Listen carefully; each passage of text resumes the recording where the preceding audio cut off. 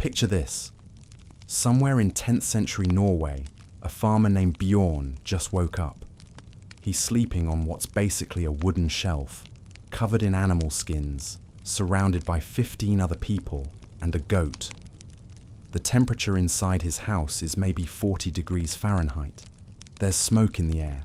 A baby is crying 2 feet away. And you know what Bjorn does? He gets up, checks the fire, has a conversation with his wife about tomorrow's work, maybe carves a little piece of wood. And then, here's the crazy part, he goes back to sleep, easily, naturally, no anxiety, no frustration, just back to deep, restorative sleep until dawn. Here's what's even crazier. Modern sleep scientists are now discovering that Bjorn and his Viking neighbors might have experienced the best sleep in human history. Not despite their harsh conditions, but because of them. I'm about to show you why everything you think you know about sleep is probably wrong, and how a bunch of supposedly savage raiders from Scandinavia accidentally cracked the code to perfect rest. By the end of this, you're going to want to throw out your smart mattress and possibly adopt a goat. Let's dive in. Act 1. The discovery that changed everything. Okay, so here's where this story gets interesting.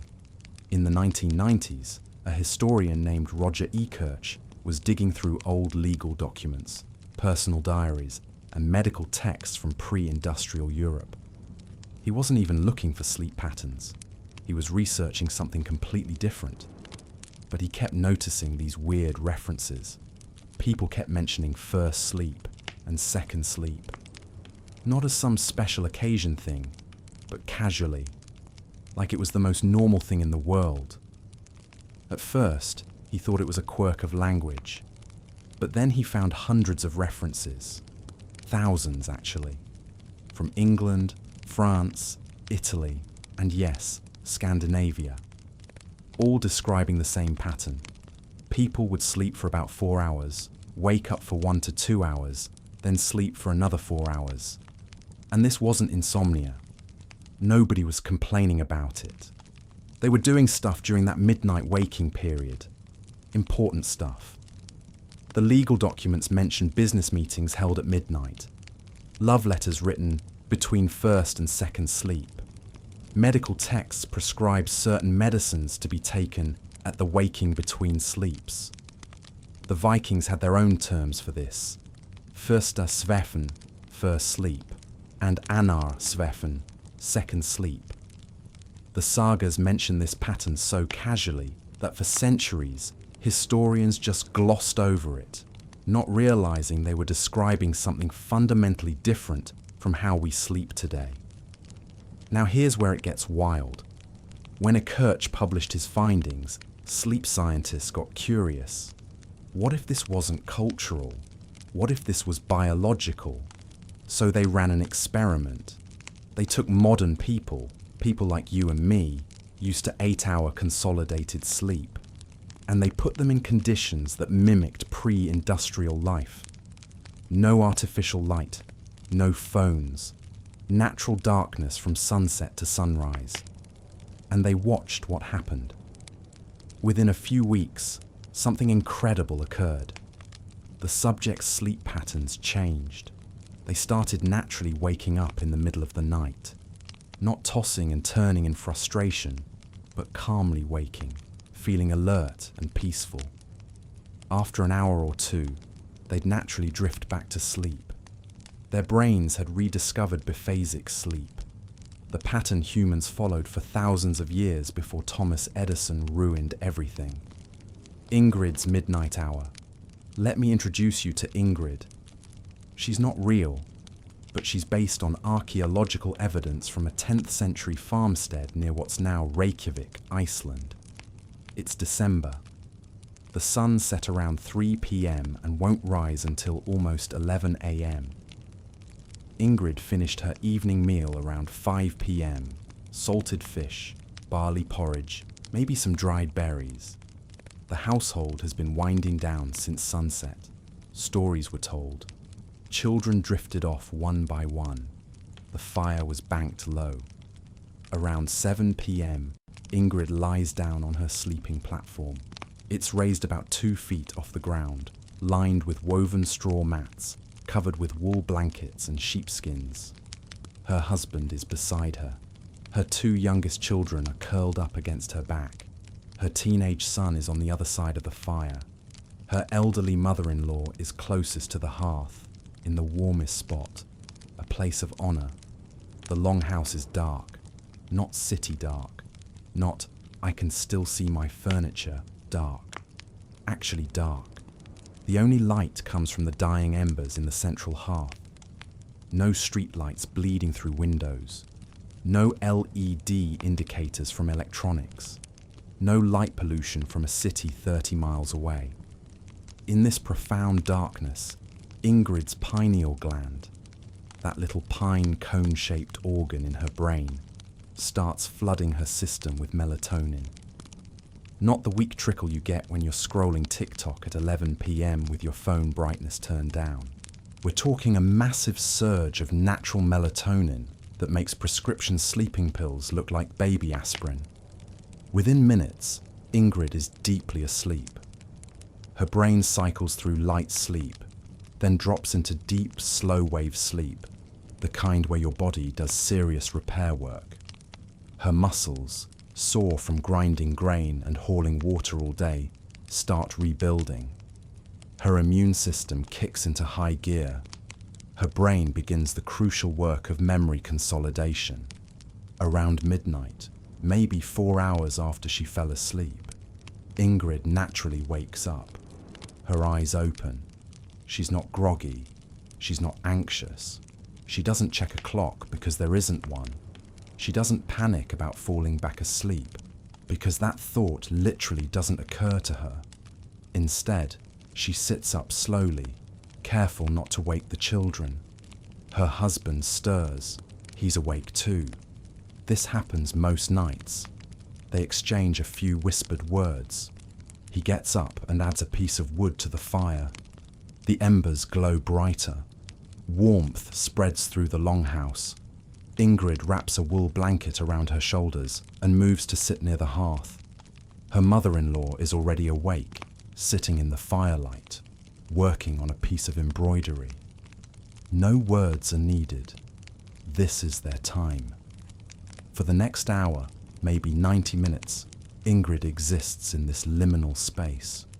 She's not working, not stressed, not scrolling through other people's curated lives feeling inadequate. She's just present. She might mend a torn tunic. She might pray quietly to Freya. She might simply stare at the fire and think. Her teenage son wakes up and stumbles outside to relieve himself. When he comes back in, stamping snow from his boots, he sits with them for a while. They talk quietly about tomorrow's work, whether the weather will hold, whether the fish they smoked last week is curing properly. This is when secrets are shared, when advice is given, when the guard rails of daylight come down and people speak more honestly. The darkness makes intimacy easier. The quiet makes truth-telling less risky. After an hour or so, Ingrid feels it, that gentle pull of sleep returning. Not forced, not anxious, just her body saying, "Okay, ready for round 2. She returns to her sleeping platform. Her husband is already there, breathing deeply. She settles in, pulls the sheepskin over her shoulder, and within minutes, she's asleep again. This second sleep is different from the first. It's richer in REM sleep, dream sleep. This is when her brain processes emotions, when creative connections form, when her psychological well-being gets maintained. She dreams of summer, of her sister's wedding, of a strange encounter with a white raven that feels important somehow. When she wakes with the household around 9 a.m., she's had roughly 8 hours of sleep total, split into 2 segments. But here's the thing, it's better than 8 hours straight. That midnight waking period allowed her circadian rhythm to ebb and flow naturally. It prevented the sleep inertia that comes from trying to force consciousness into one long block. Ingrid doesn't know the science. She doesn't need to. This is just how sleep works, how it's always worked, how it will continue to work for her people for another 1,000 years, until gaslighting and eventually electricity convince everyone that waking up at night is a disorder instead of a feature. Why your brain wants to wake up at 3 a.m. Now, here's what I need you to understand. That thing where you wake up at 2 or 3 a.m. and can't fall back asleep. That thing you've been medicating with Ambien and worrying about with your doctor. That's not insomnia. Well, it is now, but it wasn't originally. Your brain is trying to do what Ingrid's brain did naturally. It's trying to give you a midnight waking period. But because we've been told our entire lives that sleep should be one consolidated 8-hour block, when you wake up, you panic. And that panic, that's what causes the insomnia. Dr. Thomas Wehr at the National Institute of Mental Health ran a fascinating study. He took people with normal sleep patterns and put them in darkness for 14 hours a night, roughly what you'd experience in Scandinavia during winter. No phones, no books, no lights, just darkness from 6 p.m. to 8 a.m. For the first few weeks, people slept crazy amounts, like 12 hours a night. They were catching up on sleep debt. But then something shifted. They settled into a pattern. 4 hours of sleep, 1 to 2 hours of quiet wakefulness, then another 4 hours of sleep. And here's the fascinating part. During that midnight waking period, people reported feeling incredibly calm. Measurements of prolactin, a hormone associated with feelings of peace and well-being, were elevated during this time. Some subjects described it as feeling almost meditative, like their thoughts were clearer and more profound. One subject said, "I felt like I was in a completely different state of consciousness. Not asleep, not fully awake, but something in between. It was actually beautiful." This is what Ingrid experienced every single night. This is what Vikings experienced.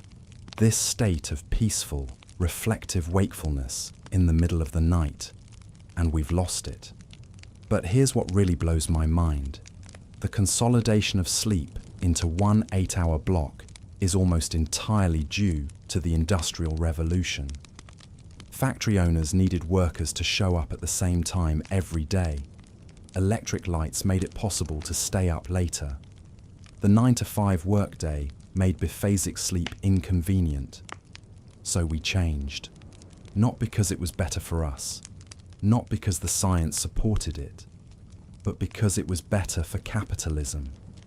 Before 1800, if you told someone you slept 8 hours straight, they'd think you were either sick or lying.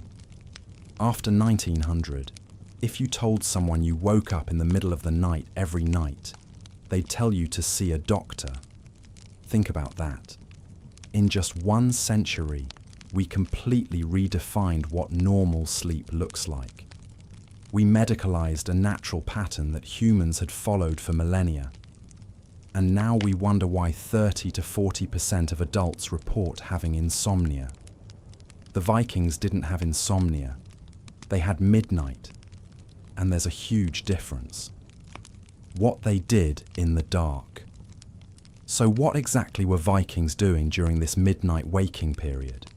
Because this is where it gets really interesting. This wasn't just bathroom breaks and random wandering. This was productive time, spiritual time, intimate time. Archaeological evidence from Viking settlements shows specific tools and crafts that appear to have been worked on during low-light conditions. We're talking about intricate wood carvings with fine detail work, weaving patterns that required focus, but not bright light, and even complex mathematical calculations scratched into bone. The kind of work that requires a calm, focused mind. The sagas are full of references to midnight activities. In Gretti's saga, The hero is described as waking after his first sleep to check on the household and tend to security. In Njal's saga, there are multiple scenes of people having important conversations between sleeps. But here's what's really interesting. Some scholars believe this midnight waking period was when a lot of Viking religious practices occurred. The liminal time between first and second sleep, when you're not fully in the day world or the dream world, was considered spiritually significant. Think about it. In Norse cosmology, there are 9 realms, and the boundaries between them were thought to be thinnest at transitional times. Twilight, dawn, and yes, the midnight waking period. This was when you might commune with ancestors, when prayers were most effective, when prophecies came most clearly. There's evidence that certain herbal preparations, we'll talk about those later, were specifically consumed during this midnight period to enhance spiritual experiences or promote the right kind of second sleep. And then there's sex. Yeah, we need to talk about this because it's actually important to the sleep story. The midnight waking period was apparently prime time for intimate relations. The sagas are surprisingly frank about this. Why? Several reasons. First, privacy. During the day, a longhouse was full of activity. People working, children running around, no personal space. At night, under cover of darkness, with people in their first or second sleep, couples had relative privacy despite sleeping in a communal space. Second, timing. After first sleep, you're rested, but not exhausted. Your stress hormones are low. Your body is warm. You're in that calm, peaceful state we talked about. From a biological standpoint, it's actually an ideal time for intimacy. Third, and this is pure speculation by historians, but the Viking culture seemed to understand that sex before sleep could enhance sleep quality. Modern science backs this up. The cocktail of hormones released during orgasm, particularly oxytocin and prolactin, are incredibly sleep-promoting. There are also references to women using the midnight period for women's work, specifically tasks that required quiet and focus. Spinning thread, preparing certain herbs, mixing medicines, and possibly passing down knowledge to daughters and apprentices. One Icelandic saga mentions a völva, a seeress, who specifically chose to teach her craft during the hour between sleeps because she believed that was when the mind was most receptive to learning the mysteries. Men apparently used this time for weapon maintenance, planning, and strategic thinking. There are saga references to jarls, nobles, making important decisions during midnight hours. In one saga, a leader says he can think more clearly between sleeps than at any time of day. And you know what? Modern cognitive science supports this. That meditative, slightly altered state of consciousness that occurs during the midnight waking period. Your brain is actually in a mode that's excellent for creative problem solving and non-linear thinking. It's like being in the shower, that mental state where solutions to problems suddenly become obvious. The Vikings were accidentally optimizing for creative cognition and deep thinking by following their natural sleep rhythms. Meanwhile, we've consolidated our sleep, and now we schedule creative time and pay consultants to teach us how to think outside the box. The irony is almost painful. The night watch system. But here's another layer to Viking sleep culture that's absolutely crucial. The night watch system. Because even though they were sleeping well, they weren't naive. The world was dangerous. Enemies could attack. Fires could start. Livestock could be threatened by wolves. So Vikings developed a sophisticated rotation system where someone was always awake. This wasn't a burden. It was woven into the natural biphasic sleep pattern. Think about it. If half the household is in first sleep and half is in second sleep at any given time, you've got built-in security without anyone losing rest. Archaeological evidence from larger settlements shows what appear to be designated watch posts, spots with good sight lines, often near doorways or with views of approaches where someone could sit comfortably and remain alert. But here's what's ingenious about this system. Standing watch during your natural waking period between sleeps doesn't feel like a sacrifice. You're awake anyway. Ingrid's husband adding wood to the fire. He's on watch. Ingrid's teenage son going outside. He's checking the perimeter. The mother-in-law doing embroidery. She's got eyes on the door and ears tuned for anything unusual. This distributed, informal watch system meant that Vikings could relax more deeply during their actual sleep periods. Your nervous system can't fully relax unless it believes you're safe. That's neurobiology 101. If you're alone, sleeping in a dangerous environment, part of your brain stays vigilant even during sleep. Your sleep is lighter, less restorative. But if you know someone else is watching, your brain gets the signal. You can fully let go. Someone else has this. That's when you drop into really deep sleep. Military organizations figured this out thousands of years ago with formal watch rotations. But the Vikings did something smarter. They integrated watchkeeping into their natural sleep rhythms so elegantly that it didn't feel like work. On ships, this was even more critical. Viking longships didn't have cabins or below-deck spaces. Everyone slept in the open, under the stars, or more likely, under cold rain and spray. The seas around Scandinavia could kill you quickly if you weren't paying attention. So they rotated. Groups of men would sleep for 4 hours while others handled the ship. Then they'd switch. The men coming off watch would fall immediately into deep sleep. They were physically exhausted. It was dark. The rocking of the ship actually helped.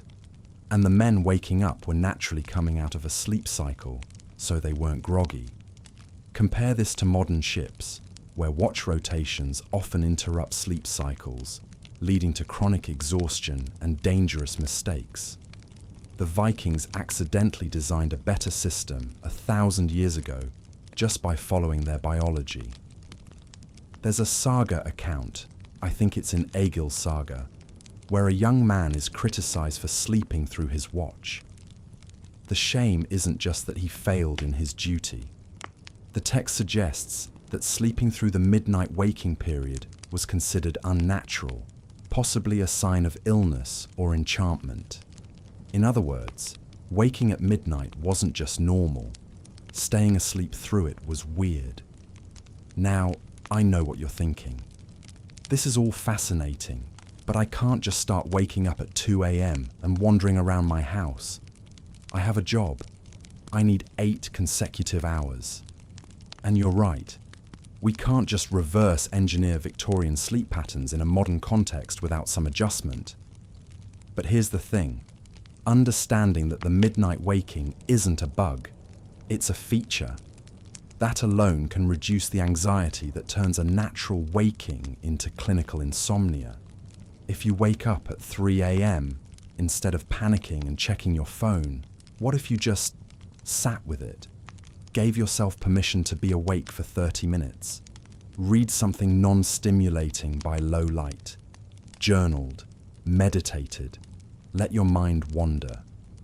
Some people who've tried this report that after a few weeks, they stop fighting the waking. And when they stop fighting it, they fall back asleep more easily. The insomnia was the fight, not the waking. But we're getting ahead of ourselves. Because the biphasic sleep pattern is just one piece of the puzzle. The Vikings had something else we've lost, something even more fundamental. They had real darkness. Act 2, the darkness advantage. the last humans who knew true night. Okay, quick thought experiment. Think about the darkest place you've been in the last year.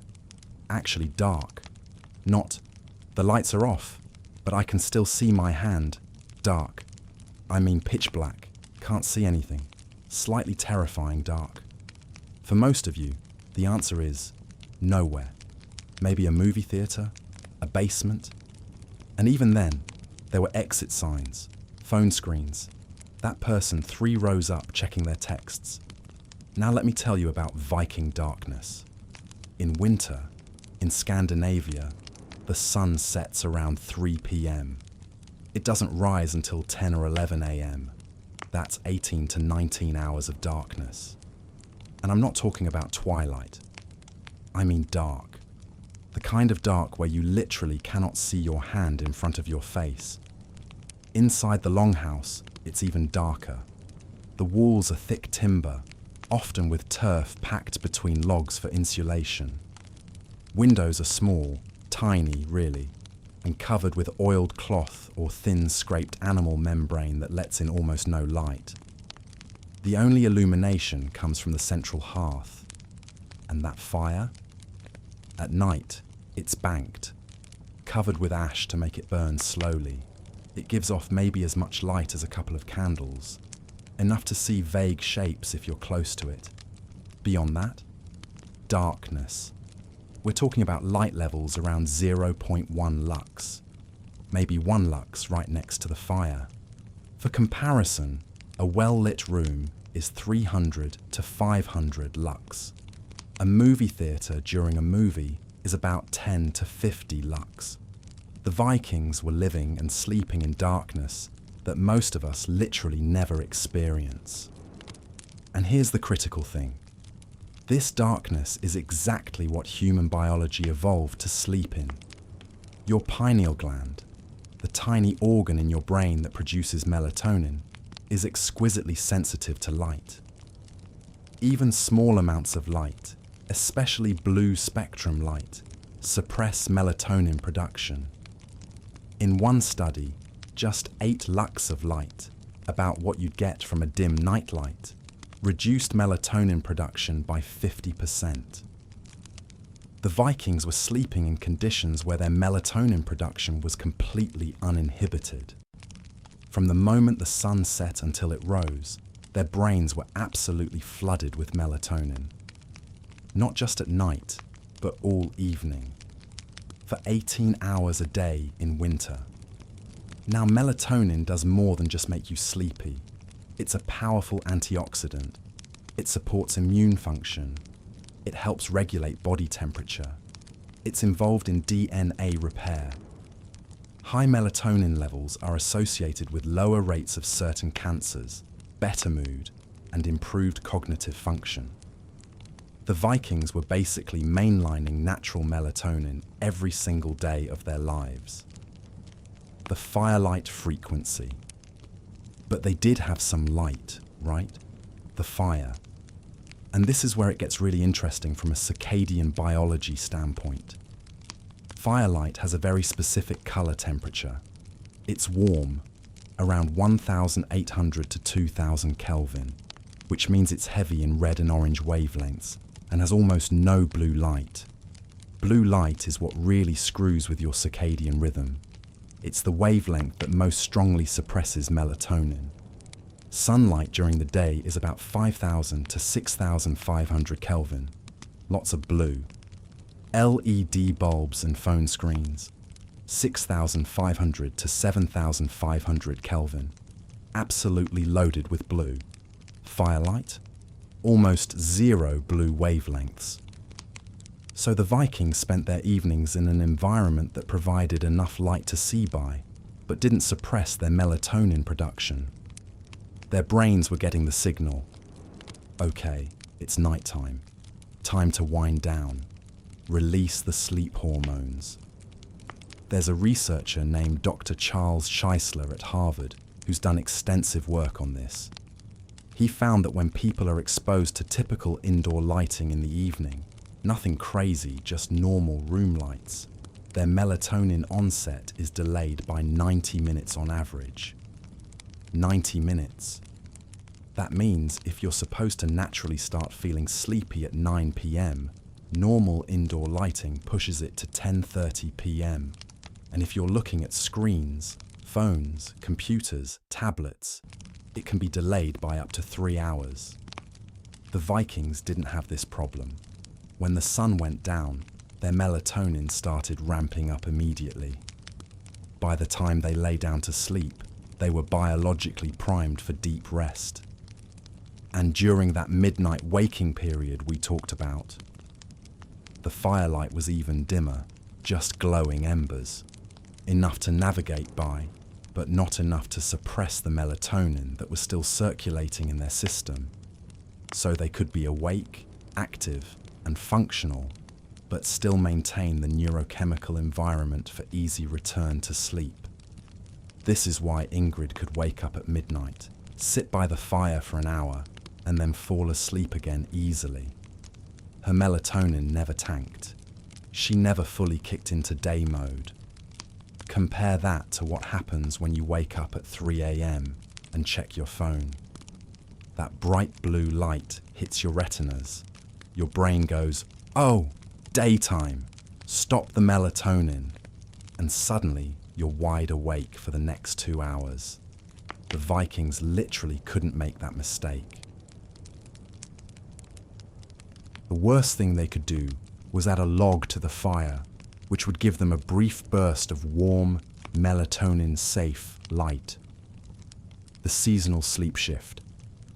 But here's where Viking sleep gets even more sophisticated.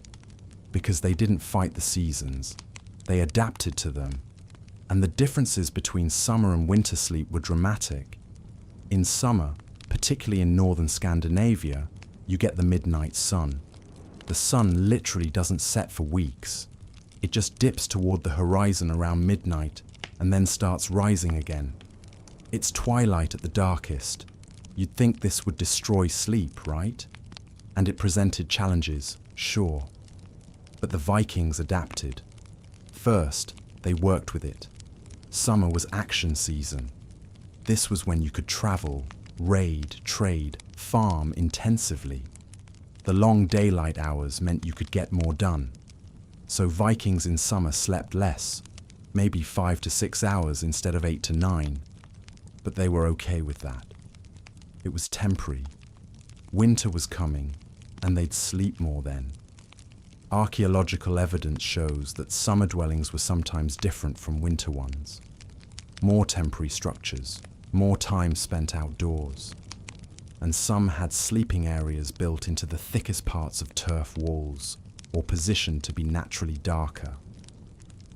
There are also references in the sagas to using thick wool curtains or hangings to create darkness during summer sleep periods. And remember, wool is heavy. Thick wool can block a lot of light. But more importantly, Vikings understood that summer was a different time. They didn't panic about getting less sleep. They didn't take sleeping pills to force 8 hours. They just adjusted, slept when they were tired, worked when there was light, and their bodies adapted. Your circadian rhythm is flexible over time. If you're exposed to light for 20 hours a day for weeks on end, your body adjusts. Your sleep becomes more efficient. You spend more time in deep sleep and REM sleep, getting more restoration in less time. Then winter would come and everything would flip. The sun would barely rise. Darkness would dominate. And the Vikings would settle into what one historian called winter rest mode. This wasn't hibernation exactly, but it was a significant slowing down. Work became less intensive. More indoor activities. More time for crafts, storytelling, maintenance work, and a lot more sleep. 9, 10, even 12 hours in a 24-hour period wasn't unusual in deep winter. Remember the biphasic pattern? 4 hours, midnight waking, 4 more hours. In winter, that might be 5 hours, waking, 5 more hours. And here's the thing, their bodies wanted this. In natural conditions, without artificial light, Humans in northern latitudes naturally sleep more in winter. Your body is responding to photoperiod, the length of daylight. Less light means more melatonin, means more sleep need. But we fight this. We use artificial light to maintain the same schedule year-round. We work the same hours in December as we do in June. We try to force our biology into an unnatural consistency. The Vikings said, "Screw that," and just slept more in winter. And you know what? They were healthier for it. The moon factor. Now we need to talk about something weird. Something that modern science is only recently confirming, but that Vikings definitely noticed. The moon affects your sleep. The Norse had a complicated relationship with the moon. The god Mani drove the moon chariot across the sky, constantly pursued by a wolf named Hati. Lunar cycles were used for calendars, for timing, for rituals. The full moon was considered a powerful, potentially dangerous time. And they noticed that people slept differently during the full moon. The sagas contain references to this. People described as being more restless during full moon periods, children having trouble sleeping, warriors being more aggressive. Women's cycles were tracked in relationship to moon phases. For a long time, modern science dismissed this as superstition. But recent studies have confirmed the moon does affect sleep. A 2013 study in Current Biology found that during full moon periods, people took 5 minutes longer to fall asleep, slept 20 minutes less overall, and had 30% less deep sleep. Their melatonin levels were lower. This was in a laboratory with no view of the moon. The subjects couldn't even see the moon, but their sleep was still affected. The leading theory is that humans have an internal circadian lunar rhythm that persists even without visual cues. We evolved sleeping under the moon for millions of years. Our biology tracks it. The Vikings, sleeping in those dark longhouses, would have been even more affected by lunar light. On a full moon night, with snow on the ground reflecting moonlight, there would have been enough light bleeding into the longhouse to potentially affect sleep. How did they handle this? We're not entirely sure, but there are clues. Some longhouses show evidence of internal partitions or curtains that could be adjusted. It's possible they created darker sleeping areas during full moon periods. There are also references in Norse magical practices to lunar timing.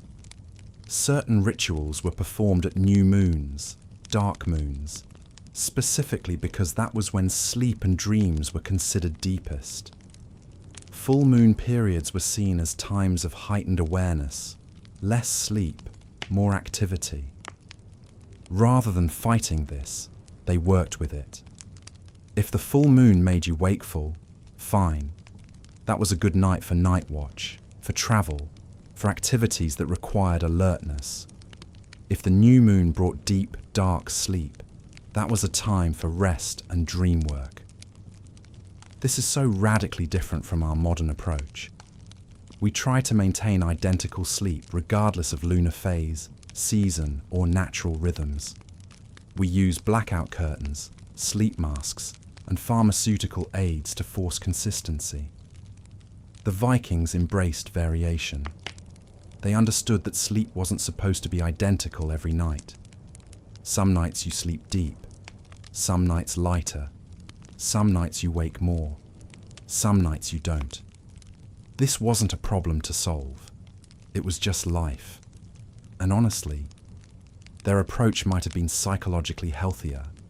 When you expect sleep to vary, you don't panic when it does. When you don't panic, you don't develop chronic insomnia. When you don't have chronic insomnia, you sleep better overall. It's almost like accepting your biology instead of fighting it leads to better outcomes. Wild concept, right? Act 3. The physical environment, the engineering of comfort. All right, let's get into the actual physical sleeping environment, because when I tell people about Viking sleep, They usually picture something like, I don't know, lying on cold dirt wrapped in a moth-eaten fur, shivering and miserable. Couldn't be more wrong. Viking sleeping arrangements were actually sophisticated examples of practical engineering. These people survived northern winters that would kill most of us in a few days. They didn't manage that by being uncomfortable idiots. Let's start with the platform. The sleeping platform in a longhouse was raised, typically 18 to 24 inches off the ground. This is crucial. Cold air sinks, warm air rises. By sleeping raised up, you're already in a warmer air layer. Plus, you're avoiding any dampness from the ground, which in a structure with a dirt floor could be significant. The platform was usually about 6 feet wide enough for multiple people. It ran along the long walls of the house, sometimes on both sides. The construction was solid wood, usually oak or pine, built right into the structure of the house. This wasn't furniture you could move. It was architecture. The wood itself was often smoothed, but not finished. No varnish, no paint. Just clean, solid wood. And wood, especially dense hardwood, has interesting properties. It doesn't conduct heat away from your body rapidly like stone or metal would. It provides firm, consistent support. And it naturally absorbs some moisture from the air, helping to regulate humidity. On top of the wood platform, the first layer was usually woven straw or hay. Now, before you say, that sounds terrible, understand that this wasn't random grass thrown down. This was carefully selected, dried, and woven straw. Specific types of grass were preferred, softer varieties that compressed well but maintained some spring. This straw layer served multiple functions. First, additional insulation from the wood. Second, cushioning. Third, and this is clever, it created air pockets. Trapped air is one of the best insulators. That straw layer was essentially creating a natural, breathable insulation barrier between your body and the platform. The straw was changed seasonally, sometimes more often. It wasn't left to get mouldy or bug infested. Old straw was removed, used as animal bedding or compost, and fresh straw was laid down. This meant the sleeping surface was regularly refreshed. On top of the straw came wool. Lots of wool. Vikings had sheep everywhere, and sheep produce wool constantly. This wool was woven into thick blankets, not the soft, fluffy stuff we're used to, but dense, almost felt-like material. Heavy, scratchy if it was against bare skin, which is why you'd never sleep naked. Also, it was cold. This wool had lanolin still in it, the natural oil from sheep. Lanolin is water resistant and helps the wool maintain its insulating properties even when it gets damp. And in humid northern climates, that matters a lot.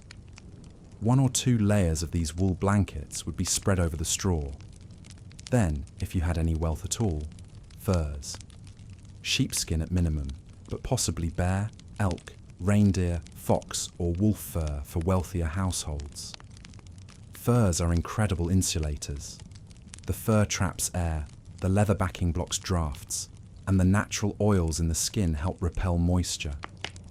A good bearskin could keep you warm in temperatures that would require multiple modern blankets. The temperature sweet spot. Here's something that's going to sound counterintuitive. The Vikings slept in the cold, and it helped them sleep better. The inside of a longhouse at night in winter was probably around 40 to 50 degrees Fahrenheit in the sleeping areas. Near the hearth, warmer, maybe 60 to 65 degrees. But the further from the fire, the colder it got. Your first thought is probably, that sounds miserable. But here's the thing about sleep biology. Your core body temperature needs to drop for you to fall asleep and stay asleep. This is non-negotiable. Your brain literally will not initiate sleep unless your core temperature drops by about 2 to 3 degrees Fahrenheit. This is why hot rooms make sleep difficult. This is why insomnia is worse in summer. Your body is fighting to cool down, and it can't. The Vikings had the opposite problem. Their environment was trying to cool them down too much. But that's where the bedding comes in. You're sleeping in a cold room, but you're wrapped in insulating layers. Your body is generating heat. The bedding is trapping it. But the cold air on your face and the overall cool environment are helping your core temperature regulate perfectly. There's a modern sleep optimization technique called temperature layering, where you keep your room cold, around 65 degrees, but use heavy blankets. The cold air helps your body cool down, but the blankets keep your extremities warm so you're comfortable. This prevents vasoconstriction in your hands and feet, which can actually prevent sleep. The Vikings accidentally nailed this. Cold room, heavy blankets, face exposed to cool air, body wrapped in furs. It's exactly what modern sleep scientists now recommend. But there's another factor, the relative humidity. In a cold environment with a fire burning, the air tends to be dry. But the breathing of multiple people and animals, plus the thermal mass of all that wood and turf, actually maintains reasonable humidity levels. Not too dry, not too damp. Compare this to modern central heating, which often creates very dry air that irritates your respiratory system and can disrupt sleep. Or modern air conditioning, which can create temperature swings that fragment sleep. The longhouse environment was more stable. Yes, it was cold, but consistently cold. Your body could adapt to it and maintain a steady state all night. The bedding materials revolution. Now let's talk about what they were actually lying on, because modern science is discovering that the Vikings might have accidentally created better sleeping surfaces than many modern mattresses. That straw and wool combination, it's actually brilliant. Here's why. First, support. Modern super soft mattresses, particularly memory foam, can be too soft. Your spine sags, your hips sink in too far. You wake up with back pain. The Viking sleeping surface was firm, that straw compressed, but not much. It provided consistent support. But it wasn't hard. The straw had give to it. It conformed somewhat to body shape, but pushed back. This is what orthopedic specialists now call adaptive support. You want firmness with some conformability. Second, temperature regulation. Straw and wool breathe. Air circulates through them. Heat and moisture can escape. Compare this to memory foam, which is essentially sleeping on a block of petroleum-based plastic that traps heat and moisture. People complain about sleeping hot on memory foam for good reason. It's thermodynamically stupid. Wool specifically is amazing for temperature regulation. It can absorb up to 30% of its weight in moisture without feeling wet. It wicks moisture away from your body. It provides insulation when you're cold, but doesn't trap heat when you're warm. And that lanolin content, natural antimicrobial properties. It inhibits bacterial growth. Modern textile engineers are rediscovering wool and trying to recreate its properties with synthetic materials. The Vikings just used wool because they had a lot of sheep. The furs on top added another dimension. Fur is directional. Heat flows through it differently depending on which way it's oriented. Vikings typically placed furs with the hair side down, against their body. This created what's essentially a microclimate next to your skin. A thin layer of warm air trapped by the fur that stays relatively constant temperature all night. Researchers who've studied traditional bedding materials have found that this layered approach, firm base, resilient middle layer, insulating top layer, creates what they call a dynamic sleep surface. It responds to your movement and temperature changes throughout the night without requiring electricity or fancy materials.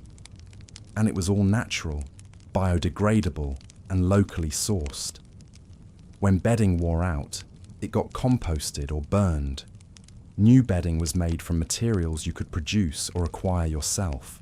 No off-gassing from synthetic materials, no petroleum products breaking down, no microplastics, just wool, straw, and fur.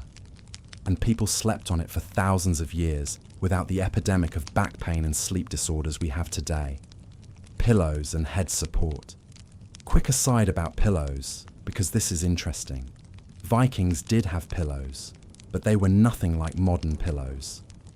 Archaeological finds from burial sites show small leather or wool cushions, usually stuffed with feathers, wool, or even moss. These were relatively flat and firm, more like what we'd call a firm throw pillow than a puffy bed pillow. Some Vikings appear to have used no pillow at all, or just a folded cloth or small piece of fur. And here's the interesting thing. For back and side sleeping, this might actually be better for your neck.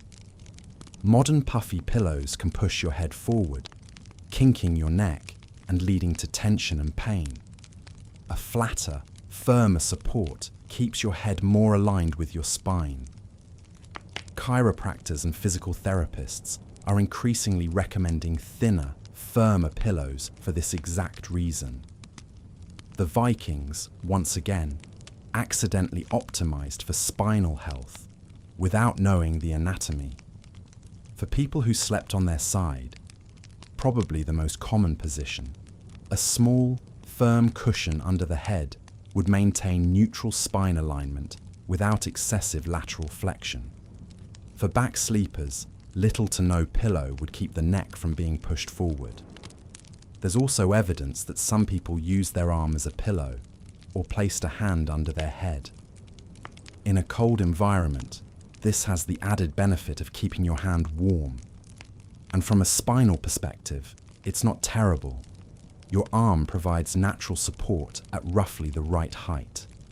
One saga makes a reference to a chieftain who was so wealthy that his head cushion was filled with the down of eider ducks. Eider down is incredibly soft and warm. It's what we still consider the premium filling for pillows and duvets. But note that this was unusual enough to be worth mentioning. For most Vikings, pillows were simple, firm, and minimal. And honestly, they probably didn't think much about pillows. After a day of physical labor, exhausted, in a dark, cold room, wrapped in furs, you could probably sleep on a rock. The pillow was just a small comfort, not a necessity. The communal warmth factor. Now we need to talk about something that's absolutely crucial to Viking sleep, but makes modern people uncomfortable. They slept together.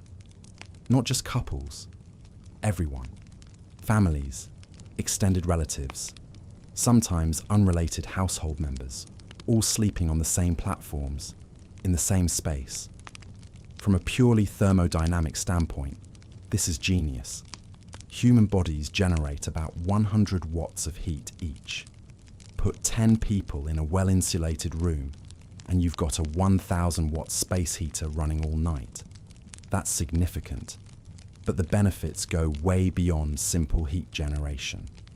Modern sleep researchers have found that people often sleep better with someone else nearby.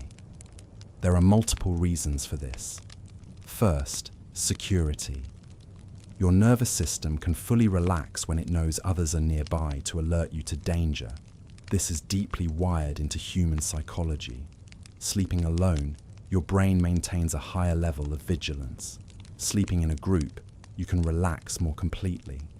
Studies on co-sleeping have found that people in shared sleeping arrangements often have longer periods of deep sleep and more efficient sleep architecture.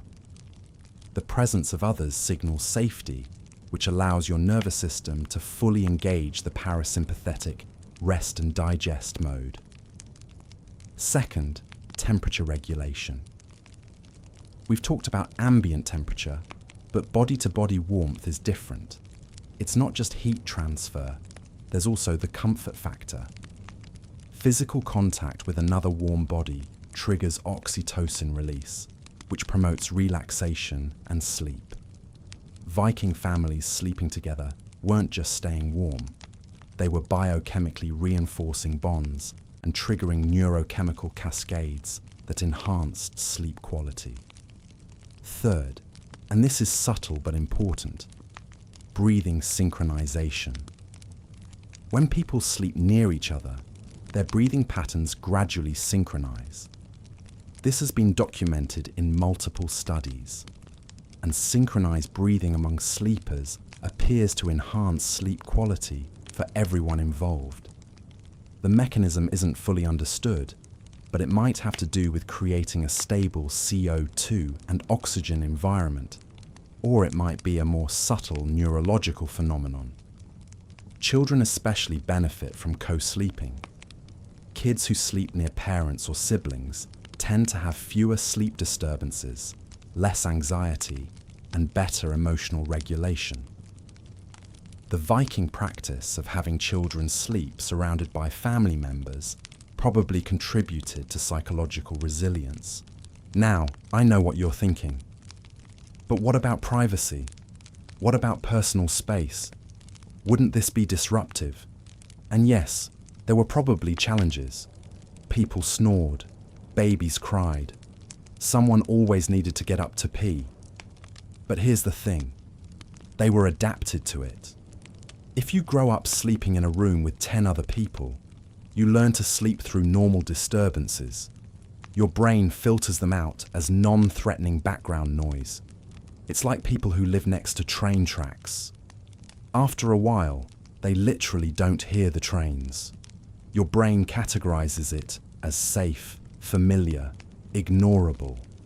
The Vikings had a term that roughly translates to sleep peace, Svefnfrid, which appears in legal codes. Violating someone's sleep peace was considered a serious offense. This suggests they understood the importance of protecting sleep quality even in communal environments. There were social norms around nighttime behavior. Keep your movements quiet. Don't wake others unnecessarily. If you need to talk, whisper. These weren't written rules. They were cultural knowledge passed down through generations. And remember, the sleeping platforms were arranged hierarchically. The higher status people slept in the warmest, quietest spots. Children and lower status people slept in areas where they'd be disturbed more easily, but could also move without disturbing others. It was a system, not perfect, but functional. The animal integration.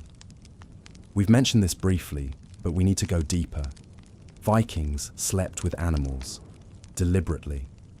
And it wasn't just practical, it was psychologically and physically beneficial. The most common sleeping companion was dogs. Viking dogs were working animals, hunting dogs, herding dogs, guard dogs. But they also slept inside, often right next to or even on the sleeping platforms with people. From a practical standpoint, a large dog generates a lot of heat. A 70-pound dog is basically a furry hot water bottle that stays warm all night. Position a dog at your feet or against your back, and you've got focused heat exactly where you want it. But dogs did more than provide warmth. They provided security. Dogs wake easily and alert to sounds humans might miss. A dog sleeping in the longhouse was an early warning system. If anything approached, other people, animals, whatever, the dog would know before any human. This meant that humans could sleep more deeply. You didn't have to maintain that edge of vigilance because the dog was doing it for you. Modern research has confirmed that people who sleep with dogs often sleep better. A 2018 study found that people who slept with dogs in their room fell asleep more easily and felt more secure. The presence of the dog reduced anxiety and promoted relaxation. Now, There's a debate about whether dogs should sleep in your bed or just in your room. The Vikings split the difference. Dogs were on or very near the sleeping platforms, but not necessarily under the covers with you. Close enough to provide benefits, not so close as to be disruptive. Cats were also present, though their role was different. Cats were mousers, crucial for protecting food stores. But cats also chose to sleep with people for warmth. A purring cat generates vibrations at frequencies 25 to 50 hertz that have been shown to promote healing and relaxation. Some researchers believe cat purring evolved partly as a mechanism to promote healing in themselves and bond with larger animals, like humans, who could provide protection. Vikings might not have understood the bioacoustics, but they noticed that having a cat purr against you while falling asleep was soothing. Larger livestock, cattle, goats, sheep, were kept in separate sections of the longhouse, usually divided by a low wall or partition. But they were close enough that you could hear them, smell them, and benefit from their heat. This is going to sound weird to modern sensibilities, but the sounds and smells of animals were comforting to Vikings. These were signals that everything was normal, that your food sources were safe, that the household economy was intact. The gentle sounds of livestock settling for the night, a cow sighing, a goat shifting position, chickens clucking softly. These became associated with safety and rest. They were part of the normal soundscape of sleep. Compare this to modern life, where many people use white noise machines or apps that play artificial sounds to mask the silence. We're trying to recreate something like what Vikings had naturally, a gentle, varied soundscape that signals everything is normal, you're safe. The Vikings just had actual animals instead of a $200 device playing recordings of rain. Act 4. Diet, drugs, and dreaming the eating schedule revolution. All right, we need to talk about food timing, because when and what Vikings ate had a massive impact on their sleep quality, and it's something we've completely screwed up in modern life. Vikings typically ate 2 main meals per day. The first was called dagvada, day meal, eaten in the mid-morning, around 8 or 9 a.m. The second was natvada, night meal, eaten in the late afternoon or early evening, around 4 or 5 p.m. Notice what's missing: eating right before bed.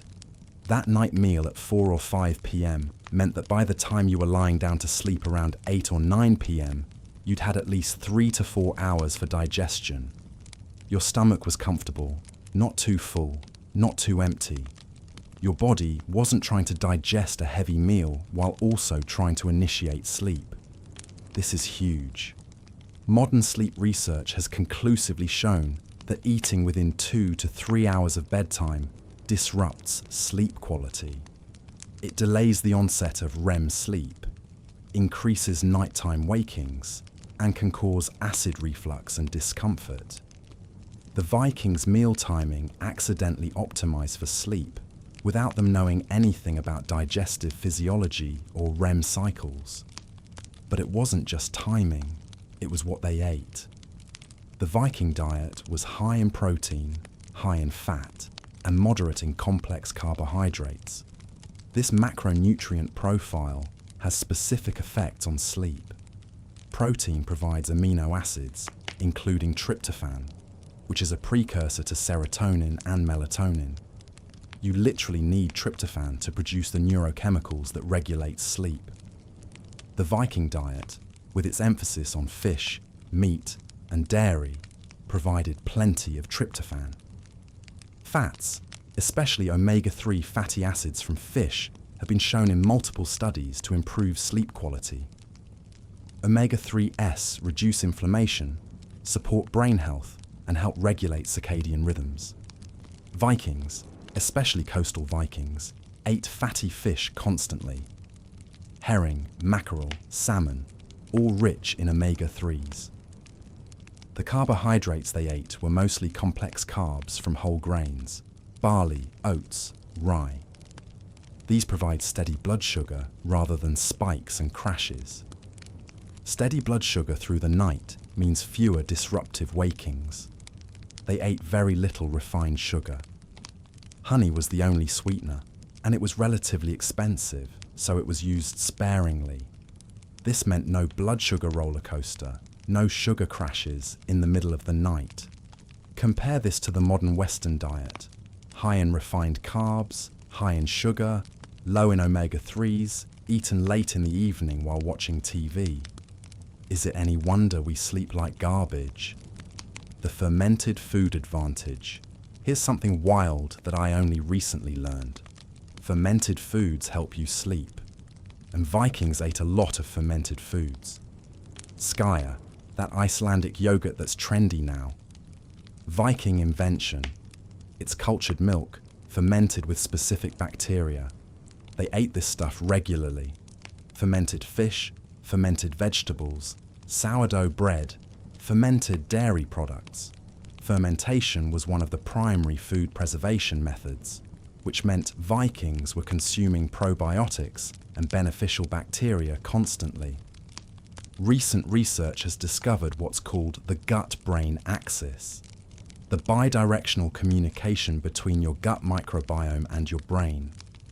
Your gut bacteria produce neurotransmitters, including serotonin and GABA, which directly affect mood and sleep. About 90% of your body's serotonin is produced in your gut, not your brain. The health of your gut microbiome directly impacts your ability to produce the neurochemicals you need for good sleep. Fermented foods support a healthy gut microbiome. Studies have shown that people who regularly consume fermented foods have better sleep quality, fall asleep faster, and wake up less during the night. The Vikings were basically optimizing their gut-brain axis without knowing it existed. They just knew that fermented foods kept well and tasted good. The sleep benefits were a bonus. There's also interesting research on GABA, the calming neurotransmitter, and fermented foods. Certain fermentation processes produce GABA directly. So when you eat fermented foods, you might be consuming actual GABA, which can have a calming, sleep-promoting effect. Some researchers speculate that the combination of fermented foods, high omega-3 intake, and early meal timing created a perfect storm of sleep-promoting nutrition, the herbal sleep pharmacopoeia. Now we're getting into the really interesting stuff. Vikings had access to and used a variety of plants that modern science has confirmed have sleep-promoting properties. Valerian root, Valeriana officinalis, grows wild across Scandinavia. It's been used for thousands of years as a sedative and anxiety reducer. Archaeological evidence from Viking sites has found valerian remains in contexts suggesting medicinal use. Modern research has confirmed that valerian root is effective for improving sleep. It works by increasing GABA levels in the brain. GABA is the main inhibitory neurotransmitter, the one that calms everything down. Valerian contains compounds that inhibit the breakdown of GABA, allowing it to accumulate and promote relaxation and sleep. Clinical trials have shown that valerian reduces sleep latency, time to fall asleep, and improves sleep quality without the hangover effect of pharmaceutical sleep aids. It's not dramatically powerful, you're not going to pass out, but it gently nudges you towards sleep.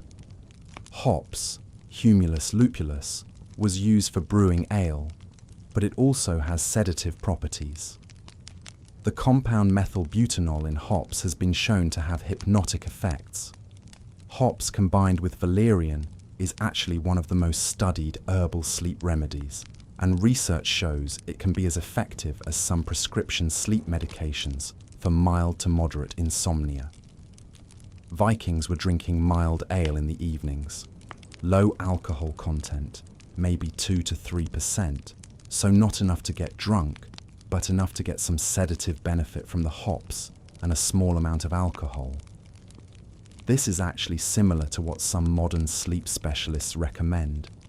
A small amount of alcohol, equivalent to half a beer, can reduce sleep latency, though more than that disrupts sleep architecture.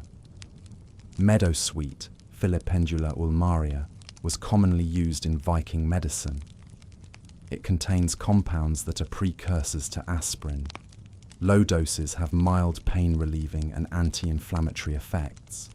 If you're in mild pain from physical labor all day, a bit of meadowsweet could make you comfortable enough to sleep better.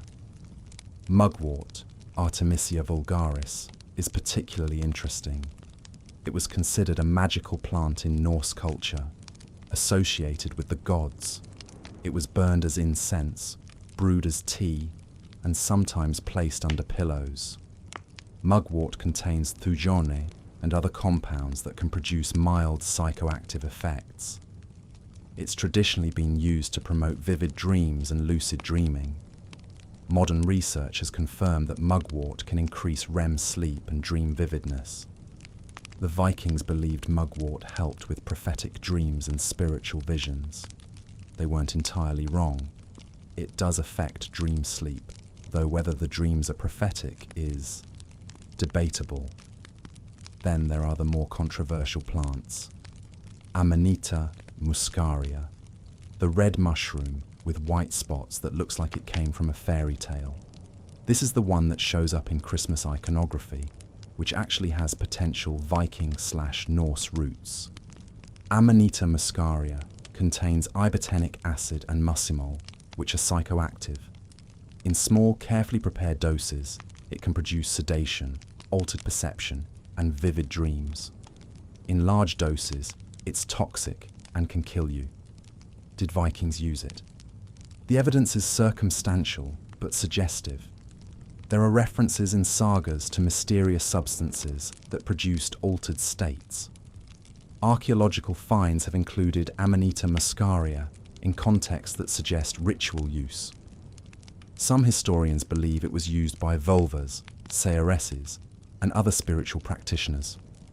For sleep specifically, very small doses of properly prepared Amanita muscaria can produce deep, dream-rich sleep. But I need to be very clear. Do not try this. It's dangerous without proper knowledge. The line between therapeutic dose and toxic dose is narrow. I'm mentioning it for historical interest, not as a recommendation. The point is, Vikings had access to a sophisticated pharmacopoeia of sleep-promoting plants. These weren't superstitions. They were proto-medicine, based on observation and passed down through generations. Mead, ale, and the alcohol question. We need to talk about Viking drinking because it's relevant to sleep. Vikings drank a lot, but maybe not the way you think. Daily drinking was usually mild ale, low alcohol content, consumed with meals. This wasn't about getting drunk, it was hydration. Water quality was often questionable. And nutrition. Beer has calories and some nutrients. Mead, fermented honey, was special occasion drinking. Feasts, celebrations, religious ceremonies. It was stronger, more valuable, and not an everyday thing. For sleep specifically, the pattern seems to have been small amounts of mild ale in the evening, but not large amounts right before sleep. Modern sleep science has shown that alcohol is complicated for sleep. In small doses, equivalent to a half pint of beer or less, it can reduce sleep latency. You fall asleep faster.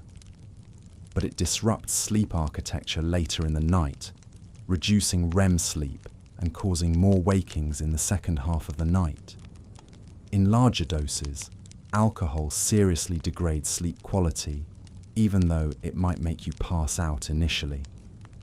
The Viking pattern, mild ale earlier in the evening, then several hours before sleep, probably captured some of the sleep-promoting benefits the hops, the mild sedation, the relaxation, while minimizing the sleep-disrupting effects.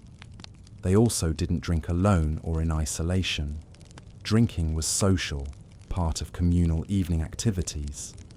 Social connection and bonding has its own sleep benefits. Feeling connected and secure promotes better sleep. At big feasts, sure, people got drunk, but these were exceptions, not nightly occurrences. And one night of disrupted sleep in the context of generally excellent sleep patterns doesn't matter much. The modern pattern, drinking wine or hard liquor alone in front of the TV as a nightly relaxation ritual, is very different and much more problematic for sleep. The dream culture. Vikings took dreams seriously, extremely seriously.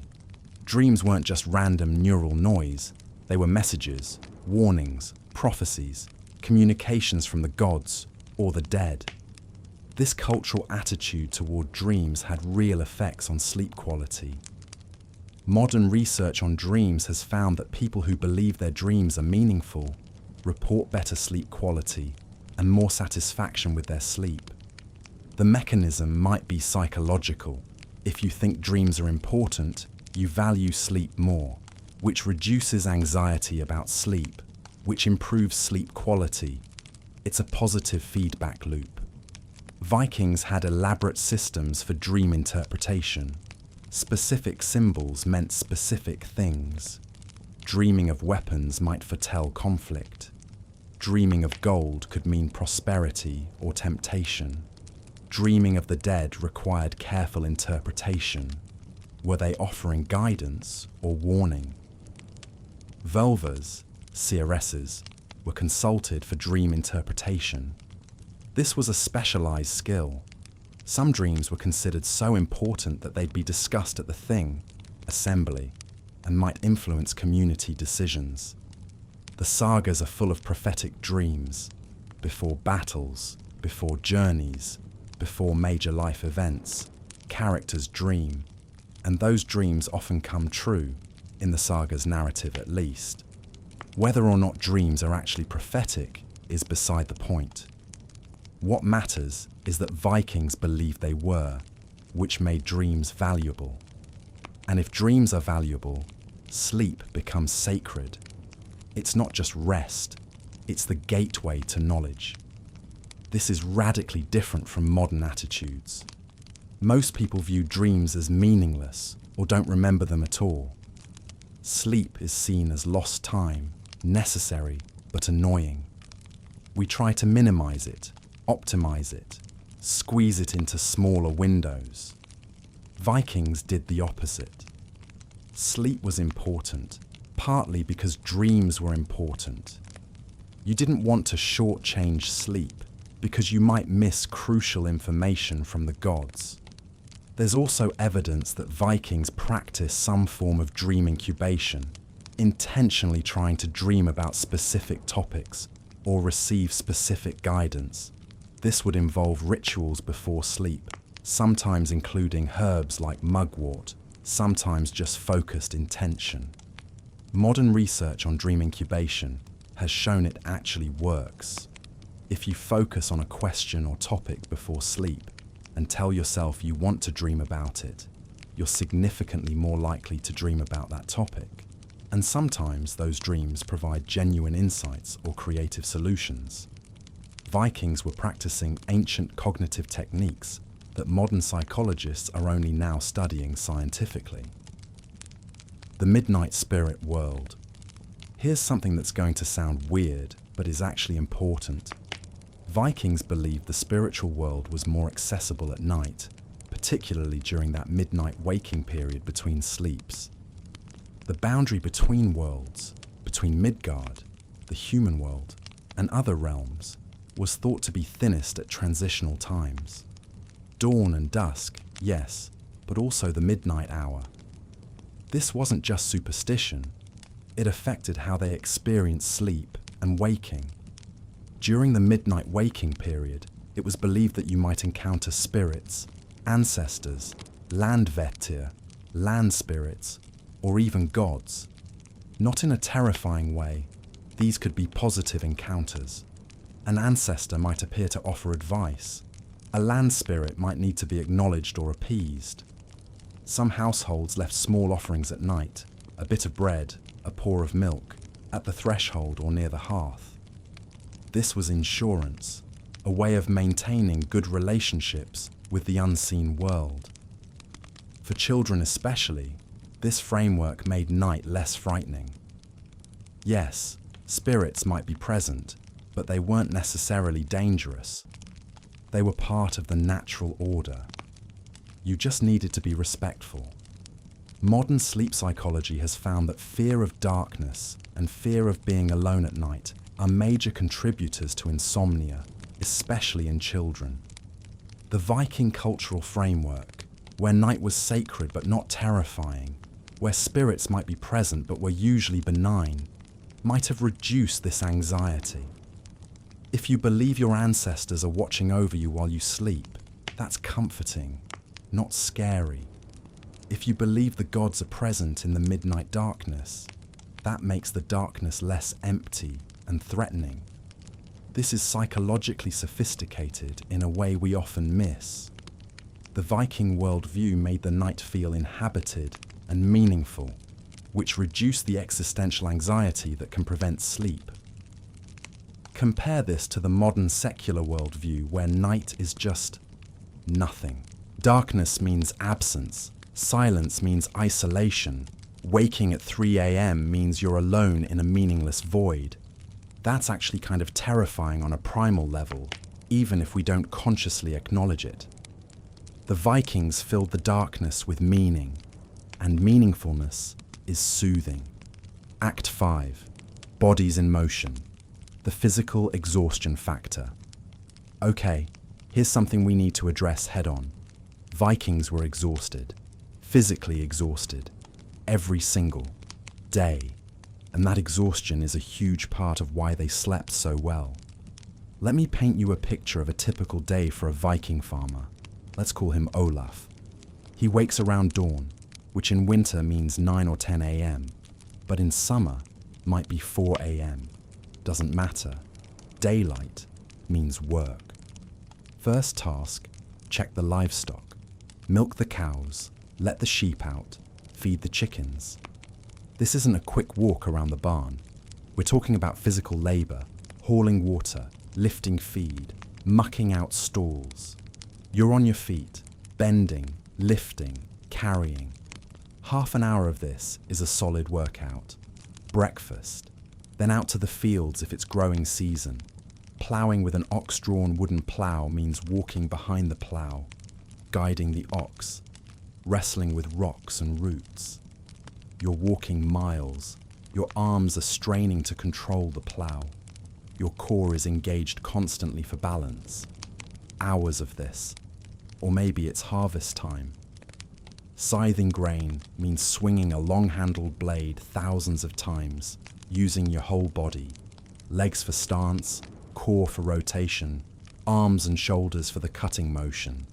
Then bundling the grain, lifting it, carrying it. More hours. Or maybe it's woodcutting season. Axes, trees. You know how much energy it takes to fell a tree with an axe? An enormous amount. Every stroke requires full body engagement. Then you have to limb it, section it, split the sections, carry the wood. A day of this and you've burned thousands of calories. Not growing season? Fine. There's still endless work.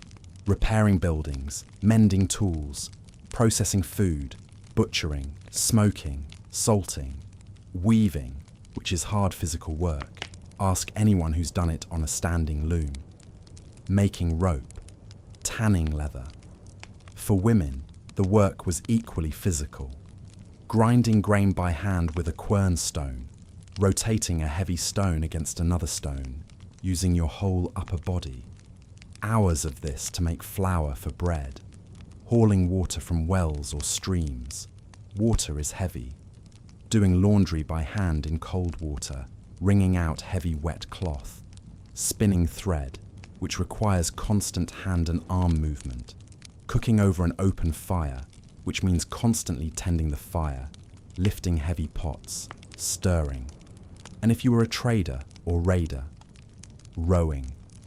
Viking ships were primarily human-powered, rowing for hours, days even, across cold seas. Your shoulders, back, arms, core, everything is working constantly. In rough seas, you're fighting just to maintain your position. Building ships or houses meant heavy carpentry, lifting massive timbers, shaping them with hand tools, fitting them together. This is before power tools, before cranes, before anything mechanical. It's just human muscle and clever leverage. By the end of a Viking day, you weren't tired in the way someone who sat at a desk all day is tired. You were physically depleted. Every muscle group had been used. You'd burned 3,000 to 4,000 calories. Your body was screaming for rest and repair. And here's the thing. That kind of physical exhaustion is one of the most powerful sleep promoters that exists. Modern research on exercise and sleep has consistently found that physical activity, especially moderate to vigorous activity, dramatically improves sleep quality. It increases deep, slow-wave sleep, the most restorative kind. It reduces sleep latency. It decreases nighttime waking. The mechanism is partly about adenosine, a molecule that builds up in your brain during waking hours and creates sleep pressure. Physical activity accelerates adenosine buildup. By evening, your brain is flooded with adenosine, screaming, "Sleep now." It's also about temperature regulation. Exercise raises your core temperature. As you cool down in the hours after exercise, that temperature drop signals your brain that it's time for sleep. And it's about repair need. When you've used your muscles hard, your body needs deep sleep to repair and rebuild. Your brain prioritizes getting you into deep sleep so repair work can happen. Vikings didn't need sleep medicine. Their lifestyle was the medicine. The outdoor advantage. But it wasn't just that Vikings were physically active. It's that their activity was outdoors, in natural light. This is absolutely crucial for circadian rhythm regulation. Your circadian rhythm, the internal 24-hour clock that regulates sleep-wake cycles, is entrained primarily by light exposure. Specifically, by the timing, intensity, and spectrum of light your eyes receive. Bright light in the morning advances your circadian rhythm, makes you want to go to bed earlier and wake up earlier. Bright light in the evening delays it, makes you want to stay up later and wake up later. The critical threshold for light to affect your circadian rhythm is about 1,000 lux. Indoor lighting is typically 300 to 500 lux, not enough to strongly influence your circadian rhythm. Outdoor daylight.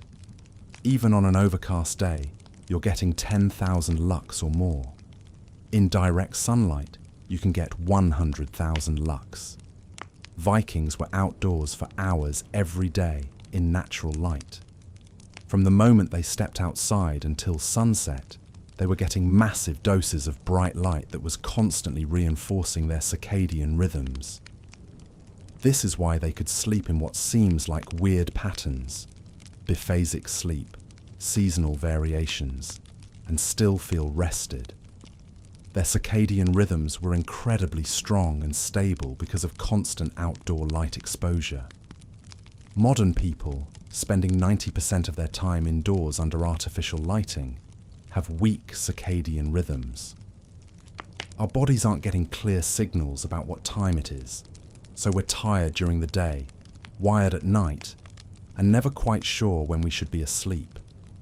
There's a researcher named Dr. Kenneth Wright at the University of Colorado who ran an experiment.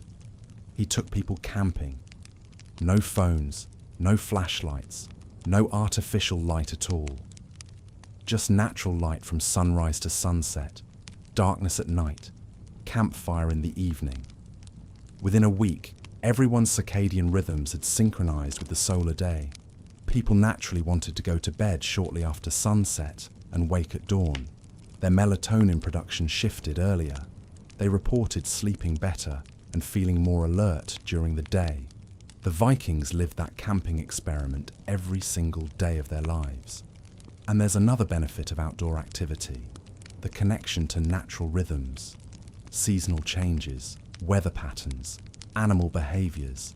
Vikings were constantly attuned to these. They noticed when birds migrated, when plants bloomed, when the weather was shifting. This attunement to natural cycles probably helped them maintain healthy seasonal adjustments in sleep. When the days shortened, they noticed immediately and adjusted. When spring came and days lengthened, they naturally shifted again. Modern people often don't notice seasons changing until weeks after the shift. We're insulated from nature, living in climate-controlled environments, driving in cars, spending our days under the same artificial lighting, regardless of what's happening outside. We've disconnected from the very signals that kept our ancestors' sleep patterns healthy. The work-rest balance. Now, it's important not to romanticize this too much. Viking life was hard. The physical demands were enormous. And yes, people got injured, developed chronic pain, dealt with conditions we'd now treat easily. But here's what's interesting. There's evidence that Vikings understood the need for rest and recovery. The Norse calendar included specific festival times when work was minimized and rest was emphasized.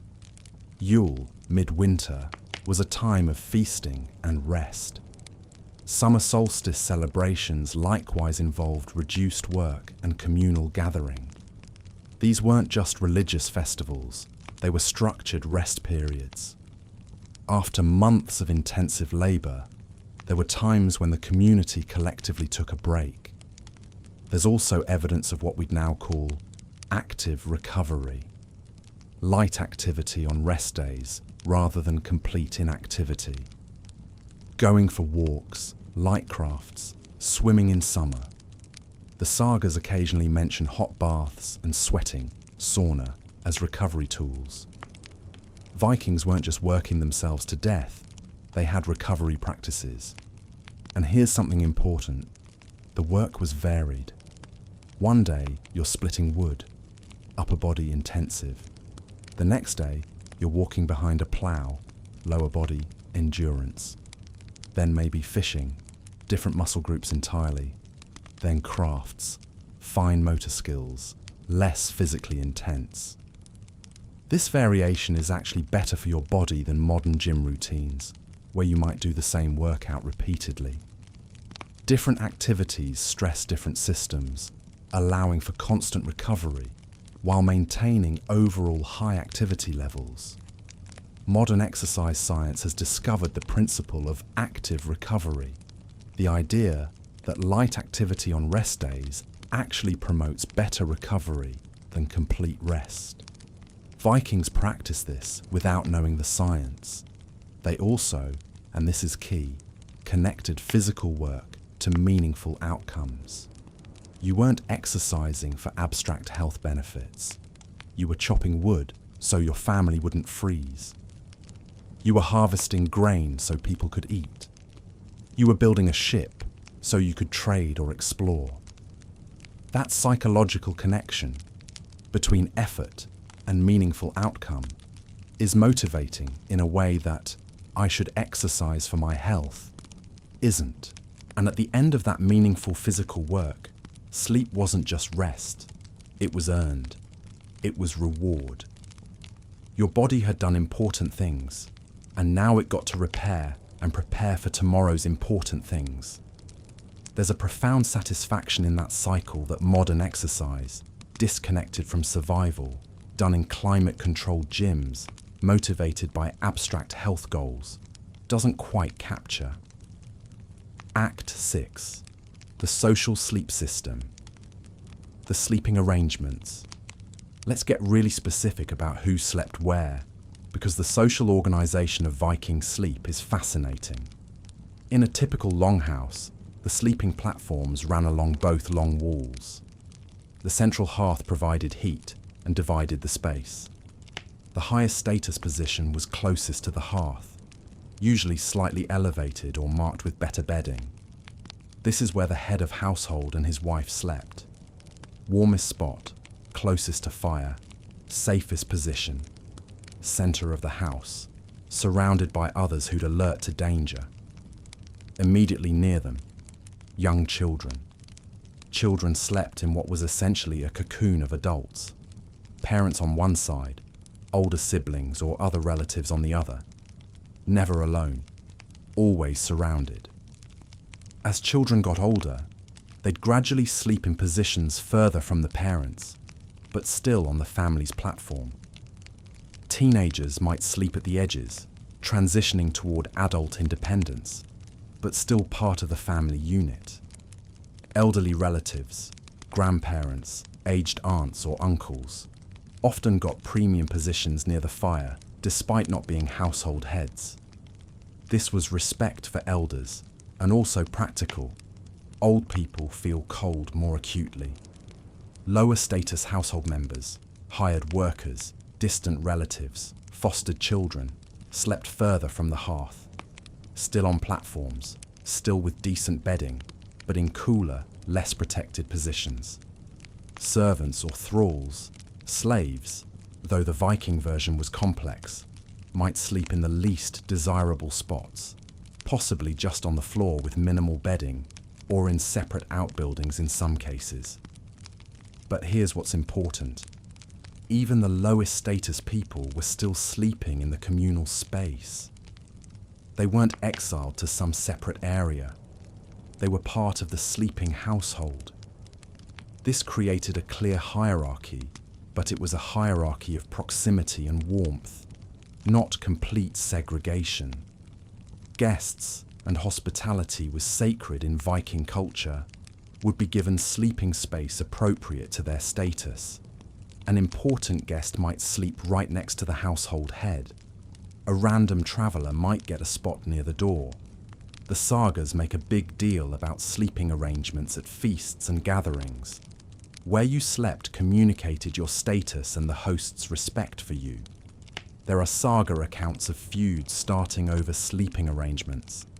Someone was insulted by being given a spot they felt was beneath them. This seems weird to us, but in a culture where everyone slept communally, sleeping position was loaded with social meaning. The family bed psychology. Now let's talk about what this communal sleeping meant psychologically, especially for children. Modern Western culture treats solo sleeping as a sign of independence and maturity. Kids are often moved to their own rooms as early as possible. Sleeping alone is the goal. But this is culturally specific.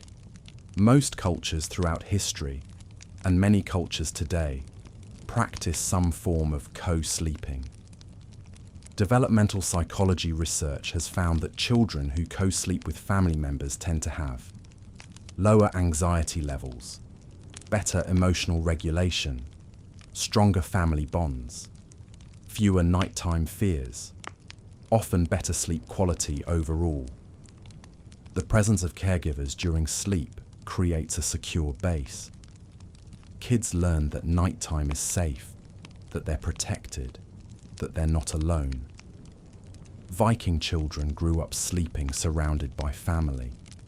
They never experienced the modern childhood terror of being alone in the dark, in a separate room with the door closed. This probably contributed to resilience. If you're secure in your attachment and confident in your safety, you're better able to handle stress and challenges. It also taught a different model of social relationships. You were never truly alone. Privacy was minimal. You existed constantly in relationship with others. For adults, the family bed meant you were always connected to your children. You woke when they woke. You heard if they were sick or distressed. Parenting happened continuously, not just during wake hours. This is actually closer to how human parenting worked for most of our evolutionary history. The modern model, baby in a separate room, parents checking occasionally with a monitor, is the aberration. Some anthropologists argue that co-sleeping is biologically expected, that babies and young children are adapted to sleep near caregivers and become dysregulated when forced to sleep alone. The Viking model, multi-generational communal sleeping, might have been more psychologically healthy than our modern isolated nuclear family with separate bedrooms model. Intimacy in public privacy. Okay, we need to address the elephant in the longhouse, sex. If everyone's sleeping in the same room, what about intimate relations between couples? The answer is, Vikings figured it out, obviously. There were plenty of Viking children, so procreation was happening. Several factors made this possible. First, darkness. In a truly dark room, you can't see much. What you can't see, you can politely ignore. Second, social conventions. There was an understood don't ask, don't tell policy. Adults didn't comment on what other adults were doing under the furs. Children learned not to pay attention. Third, timing. Remember that midnight waking period? That was prime time. Some people were in second sleep. Some were awake but occupied with other things. Some were outside. Relative privacy without actual privacy. Fourth, curtains and partitions. Some wealthier households had fabric dividers that could be pulled around the high-status sleeping area. Not solid walls, but visual barriers. Fifth, and this is maybe the most important, different attitudes about bodies and sex. Viking culture wasn't prudish in the way later Christian European culture became. Bodies were just bodies. Sex was natural. It wasn't shameful or something that needed to be completely hidden. The sagas are surprisingly frank about sexual matters. People had affairs. People got divorced. People remarried. Sex was part of life, acknowledged matter-of-factly. So the communal sleeping arrangement wasn't some impossible barrier to intimacy. It just required some discretion, timing, and a culture that didn't make sex into a huge taboo. There are also suggestions in some sources that couples might occasionally use outbuildings or separate spaces for privacy. A storage shed, a barn, a summer pasture shelter, anywhere you could have actual privacy when you needed it. But most of the time, couples just learned to be intimate quietly, under cover of darkness and furs, in a communal space where everyone understood the polite fiction that nothing was happening. This actually might have taken some pressure off sex. It couldn't become this huge, elaborate scheduled production. It was just another aspect of life that happened naturally when the opportunity arose. The security of numbers. Let's talk about something primal. Safety. Your brain cannot fully relax into deep sleep unless it believes you're safe. This is hardwired. In a dangerous environment, your nervous system maintains vigilance even during sleep, resulting in lighter, more fragmented rest. Vikings lived in a genuinely dangerous world. Wildlife, bears, wolves, wolverines were real threats. Human enemies were a constant possibility. Fires could start, structures could collapse. In this context, sleeping alone was genuinely risky. But sleeping surrounded by others, that's multiple sets of eyes and ears, multiple people who'd wake if something went wrong, multiple people who could respond to threats. The communal sleeping arrangement was a security system, and your brain knew this. Even if you weren't consciously thinking, I'm safe because there are 10 other people here, your nervous system registered it. The sounds of other people breathing, the warmth of bodies nearby, the knowledge that you weren't alone, all of this signaled safety. This allowed deeper sleep. your brain could actually turn off vigilant systems and commit fully to rest and restoration. Modern people, especially those who live alone, often sleep with some level of hypervigilance. You're unconsciously listening for sounds, ready to wake if something seems wrong.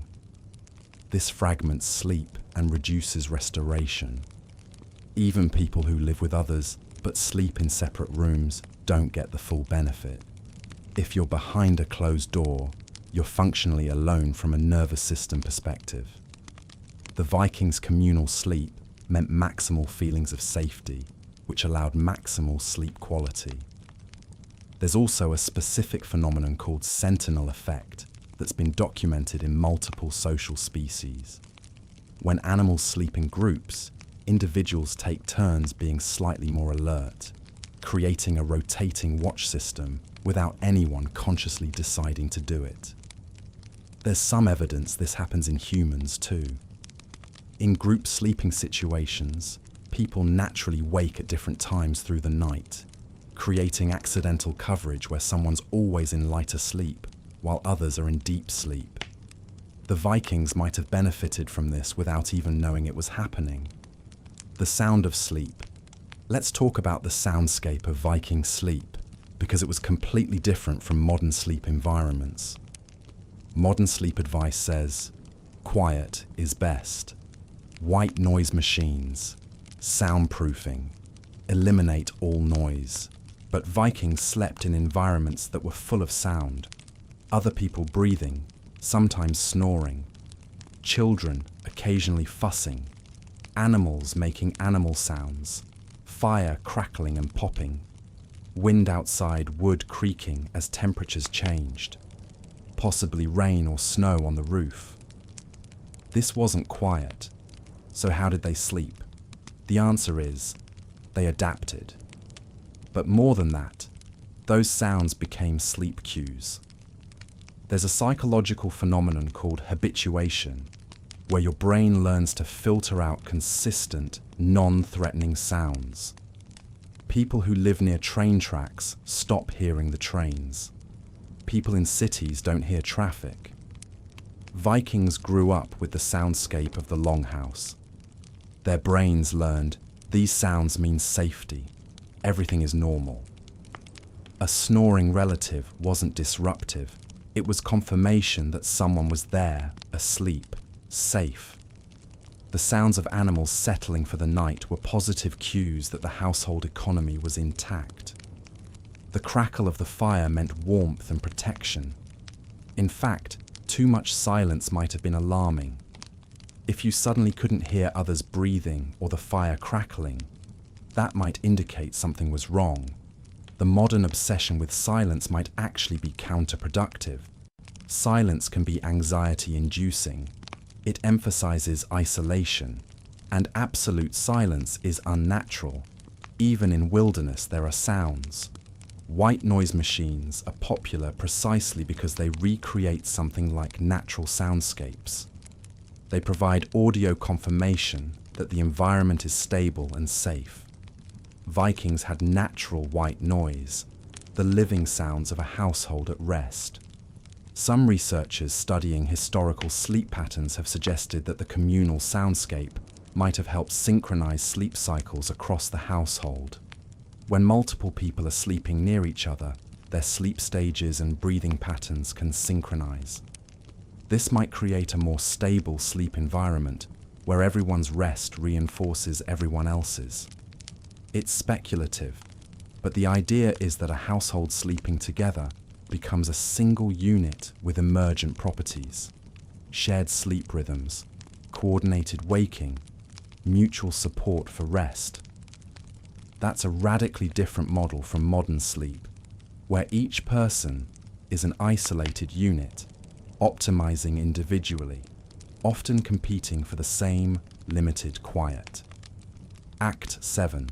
The cold truth. The temperature paradox.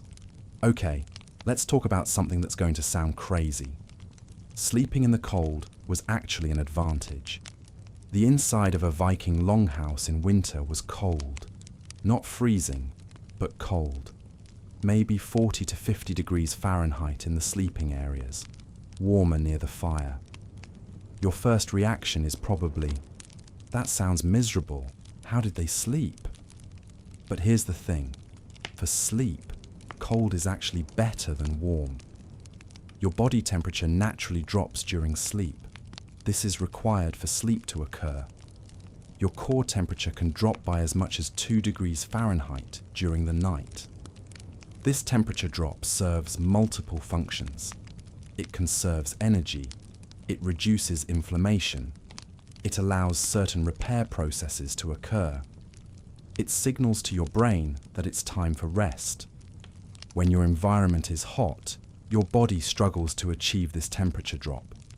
You toss and turn, kick off blankets, wake up sweaty. Your sleep quality suffers. When your environment is cool, your body can easily regulate temperature. And when you're wrapped in insulating layers, furs, wool, your extremities stay warm while your core can cool appropriately.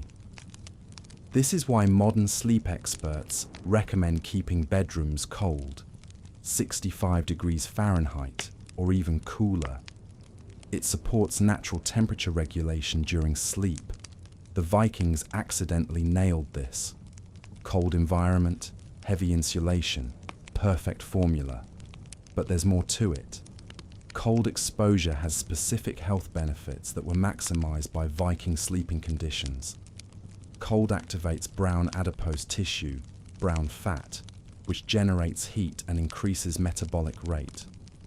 This improves insulin sensitivity and metabolic health. Cold exposure increases norepinephrine, which has mood-boosting and focus-enhancing effects. Vikings waking in a cold room were getting a natural norepinephrine boost. Cold promotes better circulation as your body works to maintain core temperature. Better circulation means better oxygen and nutrient delivery during sleep. Cold may actually promote deeper sleep. Studies have found that cooler sleeping environments are associated with more deep, slow-wave sleep. Now, there's a limit. If you're actually hypothermic, you can't sleep well. But the Viking situation, cold but not dangerously cold, with adequate insulation available, was probably optimal. There's a modern sleep optimization technique called cooling therapy, where people use special mattresses or pads that actively cool you during sleep. People pay thousands of dollars for this technology. Vikings got it for free by living in medieval Scandinavia. The breath of winter. Here's another aspect of cold sleeping: air quality. Cold air holds less moisture than warm air. Cold air is also less friendly to many pathogens and allergens. Sleeping in a cold room means cleaner, drier air. Modern heated homes create dry air that irritates respiratory passages. Or they're humid and stuffy, which promotes mold and dust mites. It's hard to get it right. Viking longhouses were naturally cold and had decent air circulation through various gaps and vents. The air was fresh. It was coming from outside, but the sleeping areas had enough insulation to prevent direct drafts. This is actually ideal for respiratory health during sleep. Your nasal passages and airways function better in cool, clean air. There's also the issue of CO2 buildup.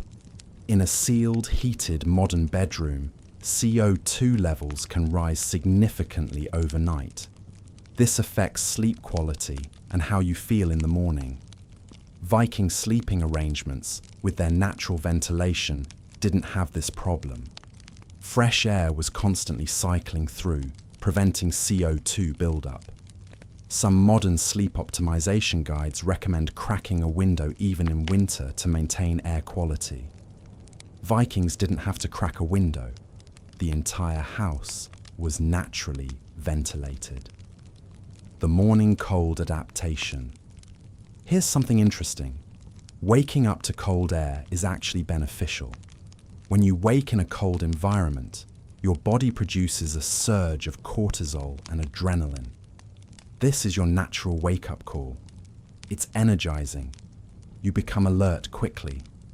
In a warm, comfortable environment, this surge is muted. You wake groggy, want to stay in bed, experience what's called sleep inertia, that foggy, sluggish feeling that can last for hours. Vikings waking in a cold longhouse would have experienced immediate alertness. The cold air on their face, the need to move and generate heat. These are powerful wake-up signals. This might explain why Vikings were able to function on what seems like less sleep sometimes. They were waking up more completely, with less transition time between sleep and full alertness. There's a modern trend called cold thermogenesis, where people deliberately expose themselves to cold in the morning, cold showers, ice baths, etc. It's promoted for alertness, metabolism, and mental clarity. Vikings were doing this every morning just by getting out of bed. The seasonal temperature shift. We talked about seasonal light changes, but temperature changes were equally dramatic. In summer, the longhouse might be relatively warm, even at night, 60s or 70s degrees Fahrenheit. In winter, it could be 40s or even 30s in the furthest sleeping areas. This massive seasonal variation would have required different adaptations. More bedding in winter, less in summer. Different sleeping positions, possibly different sleeping locations within the longhouse. But here's what's interesting. This variation itself is healthy. Your body's temperature regulation systems get better with practice. If you're always in climate-controlled 72 degrees Fahrenheit environments, your thermoregulation gets lazy. When temperature suddenly changes, you can't cope as well. Vikings experiencing huge seasonal temperature swings would have developed robust thermoregulation. Their bodies were constantly practicing temperature adaptation. This is similar to why people in cold climates often seem more comfortable in the cold than people from warm climates. It's not genetics, it's adaptation. Your body gets good at what it practices. Vikings' temperature adaptation would have extended to sleep. They could sleep well in a range of temperatures because they'd done it their whole lives. Modern people often struggle with sleep if the bedroom is even a few degrees warmer or cooler than usual. Vikings could probably sleep comfortably across a 30 to 40 degrees Fahrenheit range. That's adaptive flexibility we've lost. Act 8. The lost rituals. The sauna-sleep connection. We need to talk about saunas, because Viking sauna culture was intimately connected to sleep quality, and it's something we're only recently rediscovering. Vikings practiced regular hot bathing, particularly in the form of steam baths or saunas. This wasn't occasional. It was often several times per week or even daily in some regions. The Old Norse word badstoffer refers to a bathhouse, and archaeological evidence shows these were common structures in Viking settlements. How does this connect to sleep? Several ways. First, the immediate physiological effects.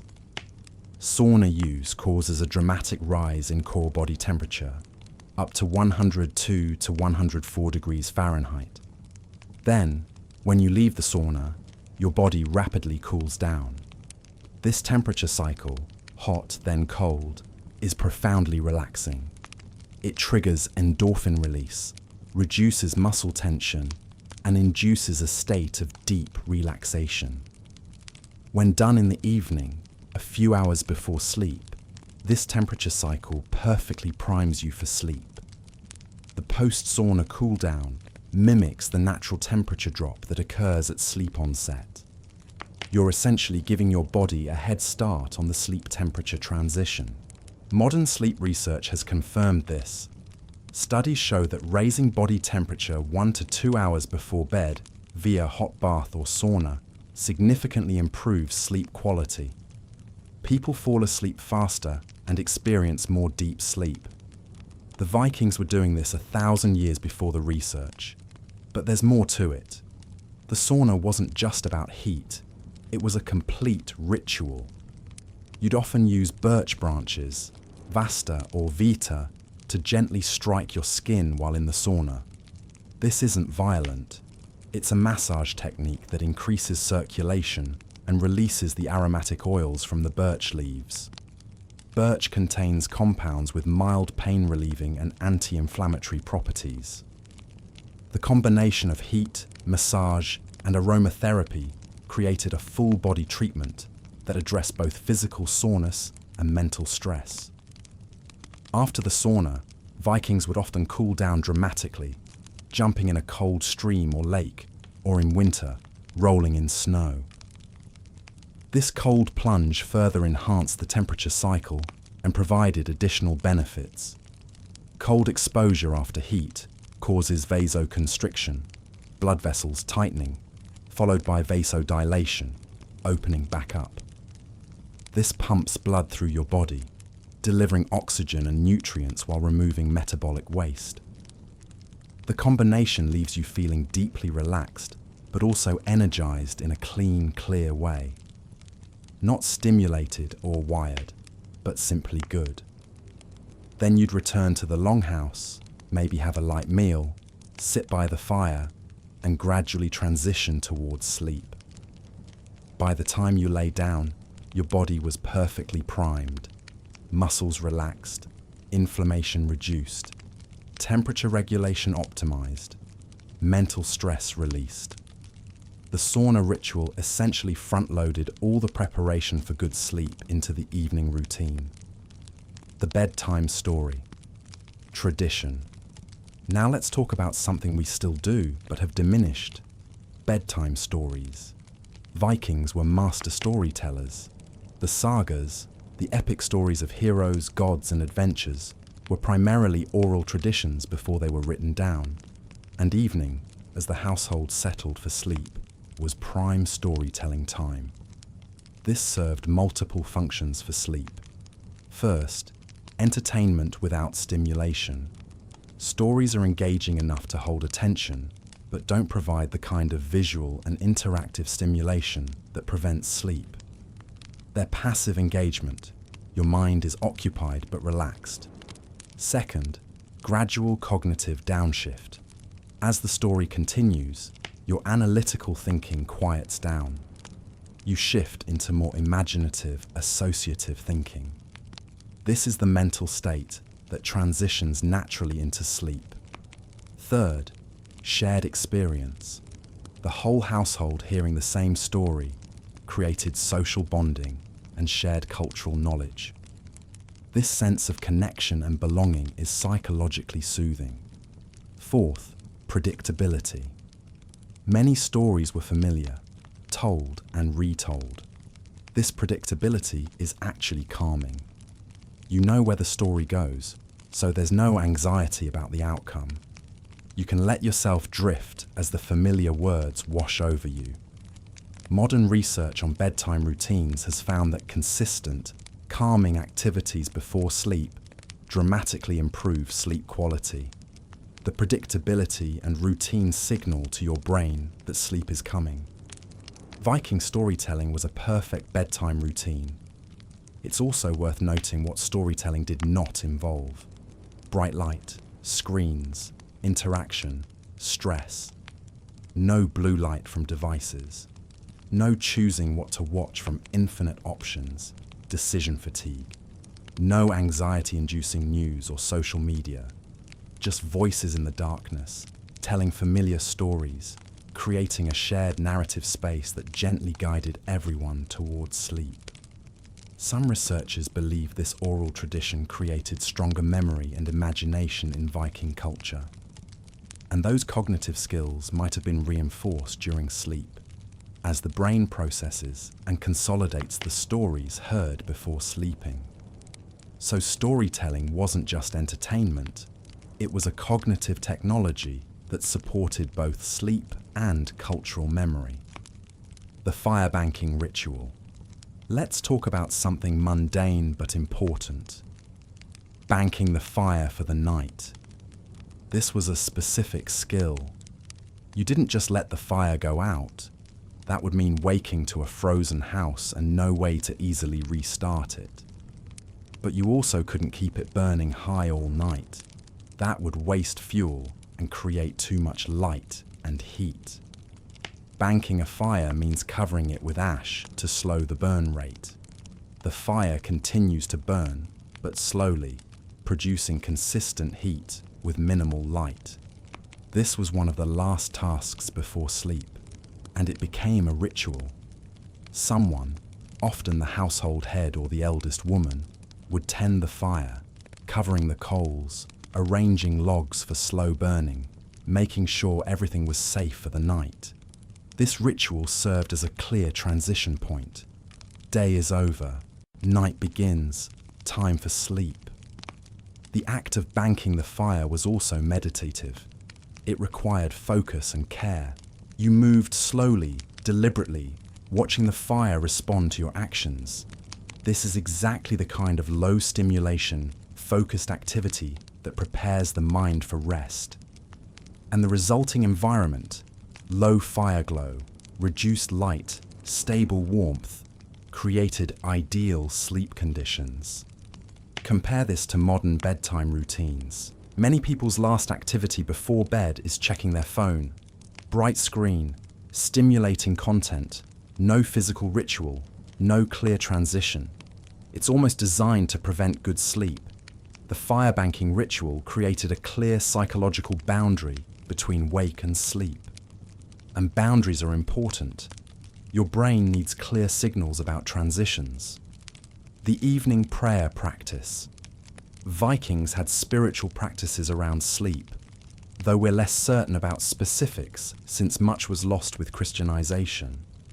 There are references in the sources to evening prayers or invocations to protective deities.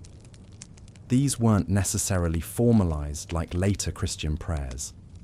Viking spirituality was more personal and less institutionalized, but the concept was there.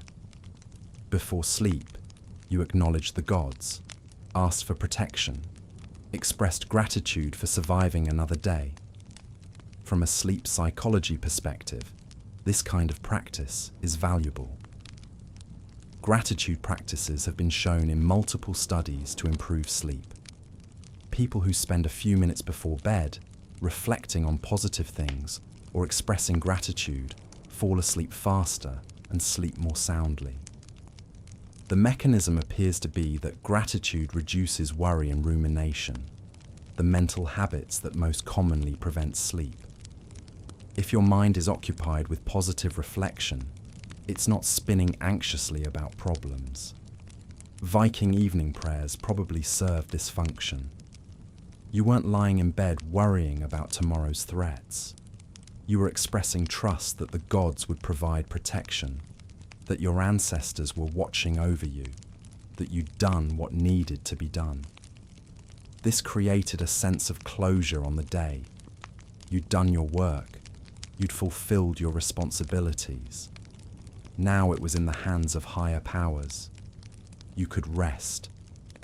Compare this to modern secular life, where many people feel the weight of infinite responsibility with no sense of divine support or cosmic order. It's no wonder anxiety-driven insomnia is epidemic. The spiritual framework Vikings operated within provided psychological safety that supported better sleep. After Christianization, similar practices continued. Evening prayers, commending your soul to God before sleep. The specific theology changed, but the psychological function remained, creating closure, expressing trust, reducing anxiety. These weren't superstitions. They were effective psychological technologies for transitioning from wake to sleep. ACT 9, What We've Lost and How to Get It Back. The Great Sleep Robbery. All right, we need to talk about what happened. How did we go from Viking quality sleep to the sleep disaster we're currently living through? The answer involves several historical shifts. each of which chipped away at the conditions that supported good sleep. First, artificial lighting. It started with better candles and oil lamps, accelerated with gas lighting in the 1800s, and went into hyperdrive with electricity in the late 1800s and early 1900s. Suddenly, you could extend the day indefinitely. Factories could run night shifts. People could work, socialize, and entertain themselves long after sunset. This seemed like pure progress. And in many ways, it was. But it came with a hidden cost: the destruction of natural circadian rhythms. For the first time in human history, people were exposed to bright light late into the night. Their melatonin production was suppressed. Their sleep-wake cycles drifted away from solar time. Second, industrialization and time discipline. Factory work required everyone to start at the same time. No more working with natural light cycles. No more seasonal variations. You showed up at 6 a.m., whether it was summer or winter, whether you'd slept well or poorly. This meant sleep had to be consolidated into a fixed block. The biphasic sleep pattern became impossible. You couldn't wake at midnight and putter around for an hour. You had to be at work at 6 a.m. So we forced ourselves into a new pattern, and we've been telling ourselves it's normal ever since. Third, urbanization and isolation. As people moved from farms to cities, from extended family households to nuclear families to single-person dwellings, the communal sleep experience disappeared. Suddenly, people were sleeping alone, in private rooms, isolated from others. All the security and psychological benefits of communal sleep vanished. We gained privacy. We lost safety, connection, and the gentle ambient human presence that supported rest. Fourth, climate control. Central heating and air conditioning allowed us to maintain constant temperatures year-round. This seemed comfortable, but it eliminated the seasonal variations and the daily temperature fluctuations that had shaped sleep for millennia. Our bodies stopped experiencing the cold-adapted sleep of winter and the heat-adapted sleep of summer. We tried to make every night identical. Our circadian rhythms lost seasonal cues. Fifth, the collapse of physical labor. As work shifted from physical to mental, from outdoor to indoor, from varied to repetitive, people stopped experiencing the kind of physical exhaustion that naturally promotes sleep. Office workers might be mentally exhausted, but their bodies haven't been used. They're tired, but not in the physical way that leads to deep, restorative sleep. We tried to compensate with exercise, but 30 minutes on a treadmill doesn't replicate 12 hours of varied physical labor in natural light. Sixth, the tyranny of productivity. Sleep became seen as wasted time. Successful people supposedly sleep less. Sleep when you're dead became a mantra. Hustle culture celebrated exhaustion. Sleep shifted from being valued to being something you minimized, something you hacked, something you optimized away if possible. The Vikings valued sleep. We treat it as an unfortunate biological requirement we'd eliminate if we could.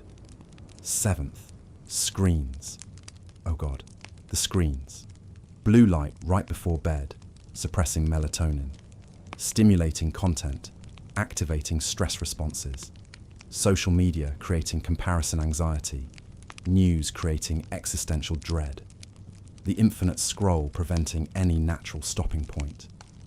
We've created devices specifically designed to hijack attention and prevent disengagement. Then we bring them into our bedrooms and wonder why we can't sleep. The result of all these shifts, the worst sleep in human history. 40% of adults have insomnia. 70% of people report poor sleep quality. Sleep disorders are epidemic. We're medicating sleep on a massive scale. And we tell ourselves this is normal. that humans just don't sleep well, that we need technology and pharmaceuticals to achieve what Vikings did naturally. The bigger picture. But here's the thing. Individual sleep hacks only go so far, because we're fighting against an entire culture that's hostile to sleep. The Viking sleep advantage wasn't just about techniques. It was about living in a world structured to support sleep. They had work tied to natural light cycles, seasonal variations in activity levels, physical labor that exhausted the body properly, social structures that provided security, spiritual frameworks that reduced anxiety, clear boundaries between day and night.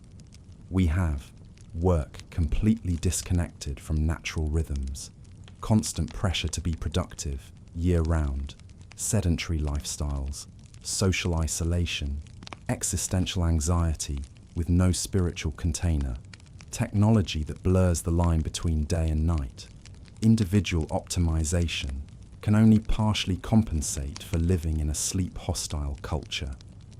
Real improvement would require structural changes, work schedules that respect circadian rhythms, valuing rest as essential rather than lazy, designing cities and buildings for natural light, creating communities rather than collections of isolated individuals, limiting work hours and expectations, removing barriers to physical activity and outdoor time. None of this is happening at scale, so we're left with individual interventions. But understanding what we've lost is important. It helps us stop blaming ourselves for bad sleep when we're actually doing remarkably well, considering the circumstances. Your sleep problems aren't personal failures. They're natural responses to unnatural conditions. The Vikings didn't sleep better because they were superior humans with better discipline. They slept better because they lived in a world that supported sleep. We live in a world that actively disrupts sleep at every turn. The fact that we sleep at all is a testament to human resilience. The psychological reframe. Here's maybe the most important takeaway. We need to change how we think about sleep. Modern culture treats sleep as time wasted, an inconvenience, something to minimize, a problem to solve, a performance to optimize. Vikings treated sleep as essential rest, a natural process, a time for dreaming and spiritual connection, earned reward after good work, a communal experience. That psychological frame is huge. When you see sleep as valuable, you prioritize it. When you prioritize it, you make choices that support it. When you make supportive choices, you sleep better. When you sleep better, you value it more. It's a positive spiral, but it requires fighting against cultural messages that tell you sleep is for the weak, that successful people sleep less, that there's always something more important than rest. The Vikings knew better. Sleep wasn't weakness, it was strength. Rest wasn't laziness, it was preparation for tomorrow's challenges. Warriors understood that you can't fight well without good rest. Farmers understood that exhausted people make mistakes. Craftspeople understood that tired hands do poor work. Sleep was respected because its value was obvious. We've somehow lost that understanding. We've convinced ourselves that we can maintain peak performance indefinitely without adequate rest. It's nonsense. And our epidemic of burnout, chronic disease, and mental health problems proves it. Reclaiming Viking sleep wisdom means reclaiming the value of rest, not as an indulgence, but as a necessity, not as a luxury, but as a foundation. You can't optimize your way out of inadequate sleep. You can't hack yourself into thriving while chronically exhausted. You can't compensate for bad sleep with better productivity systems.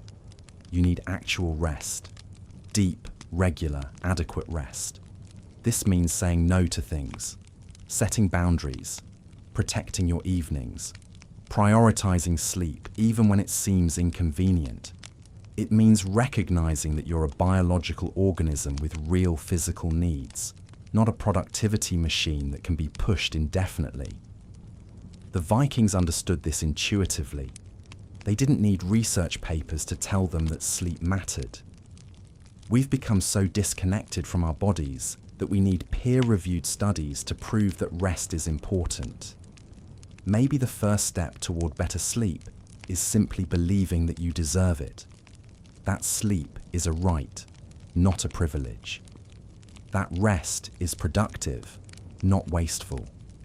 The Vikings would have thought our relationship with sleep was insane, and they'd be right. The final truth. Here's what I want you to understand. You are not broken. If you struggle with sleep, it's not because you're defective or doing something wrong. It's because you're trying to sleep in conditions that are fundamentally hostile to sleep. You're trying to rest while living in a world designed to prevent rest. The Vikings slept well because everything in their environment supported sleep. The darkness, the cold, the physical exhaustion, the social structures, the absence of artificial stimulation. It all worked together. You're trying to sleep well while working in artificial light, sitting all day, eating processed food, sleeping alone, staring at screens, maintaining constant productivity, living in climate-controlled isolation, and being told that sleep is wasted time. Of course, you're not sleeping like a Viking. You're not living like a Viking, and we can't go back. I'm not suggesting we should. Viking life was hard in ways we shouldn't romanticize. Infant mortality was high. Injuries could be crippling. Winters were genuinely dangerous. But we can learn from what they got right. We can recognize that modern life has traded away something valuable, deep, natural, restorative sleep, in exchange for conveniences and productivity that may not be worth the cost. We can make individual choices to reclaim some of what we've lost. And maybe, if enough people start demanding it, we can begin to change the structures that make good sleep nearly impossible. Because here's the thing, we're running an uncontrolled experiment on the human species. For the first time in history, we're trying to see if humans can thrive with chronically disrupted circadian rhythms, minimal physical activity, constant artificial stimulation, and social isolation. The results are coming in, and they're not good. Rising rates of insomnia, depression, anxiety, obesity, diabetes, heart disease, cancer, dementia, all of these are linked to poor sleep. We're literally killing ourselves by refusing to rest properly. The Vikings didn't have our technology, our medicine, our scientific knowledge, but they had something we've lost, a lifestyle that supported human flourishing. They slept in the dark, worked in the light, moved their bodies hard, ate real food, lived in community, followed natural rhythms, and valued rest. It's not complicated. It's not mysterious. It's just sane. And we've created a world where sanity looks radical. Where we go from here. So what now? First, give yourself permission to care about sleep, to prioritize it, to protect it. You're not being lazy. You're not being weak. You're not being unproductive. You're being human. Second, start small. Pick one or two things from the practical applications and implement them. Don't try to overhaul everything at once. Maybe start with darkness. Make your bedroom actually dark and see what happens. Or start with meal timing. Stop eating 3 hours before bed for a week. Or start with a morning light routine. Get outside within an hour of waking every day. Small changes compound. Third, observe yourself. Notice how different changes affect your sleep. Not just sleep duration, but quality. How you feel in the morning. Your mood during the day. Your body will tell you what works if you pay attention. Fourth, be patient. Your body has adapted to poor sleep conditions. It will take time to readapt to better ones. Vikings didn't optimize their sleep in a week. They grew up in conditions that supported sleep. You're trying to recover something that's been disrupted for years or decades. Give it time. Fifth, share what you learn. Talk about sleep. Make it acceptable to prioritize rest. Push back against hustle culture. The more people who start demanding sleep-friendly conditions, the more likely cultural change becomes. And finally, remember that even the Vikings had bad nights sometimes. Even with everything in their favor, they occasionally slept poorly. The goal isn't perfect sleep every night. It's better sleep on average. It's creating conditions where good sleep is likely rather than rare. Some nights you'll wake up and not fall back asleep easily. That's okay. It doesn't mean you failed. It means you're human. The Vikings would have understood that. They lived with uncertainty, with variation, with nights that didn't go as planned. They just didn't panic about it. They didn't medicalize it. They accepted it and moved on. Maybe that's the most important lesson. Relaxing about sleep actually helps you sleep better. The final word. 1,000 years ago, in a frozen land at the edge of the known world, people slept better than we do today. They slept in darkness, lit only by dying fires. They slept in cold air wrapped in furs. They slept surrounded by family and livestock. They slept after days of physical labor that would break most of us. And they slept deeply, peacefully, naturally. They didn't need sleep consultants or medications or tracking devices. They just needed to live in a way that aligned with their biology. We've lost that alignment, and we're paying the price. But we're not helpless.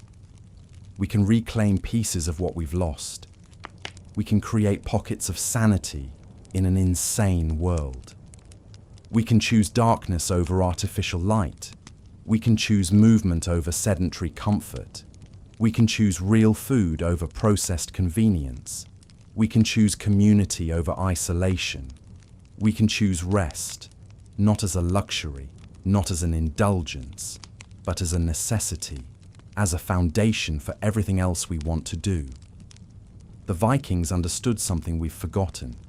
You can't build a good life on a foundation of exhaustion. You need rest, real, deep, adequate rest. Everything else flows from that. So tonight, when you go to bed, remember Ingrid, remember Bjorn, remember all those Vikings who slept deeply under the northern stars, wrapped in furs, surrounded by their kin, safe in the darkness. They didn't have what we have, but in some ways, they had something better. They had rest. Maybe it's time we reclaimed it.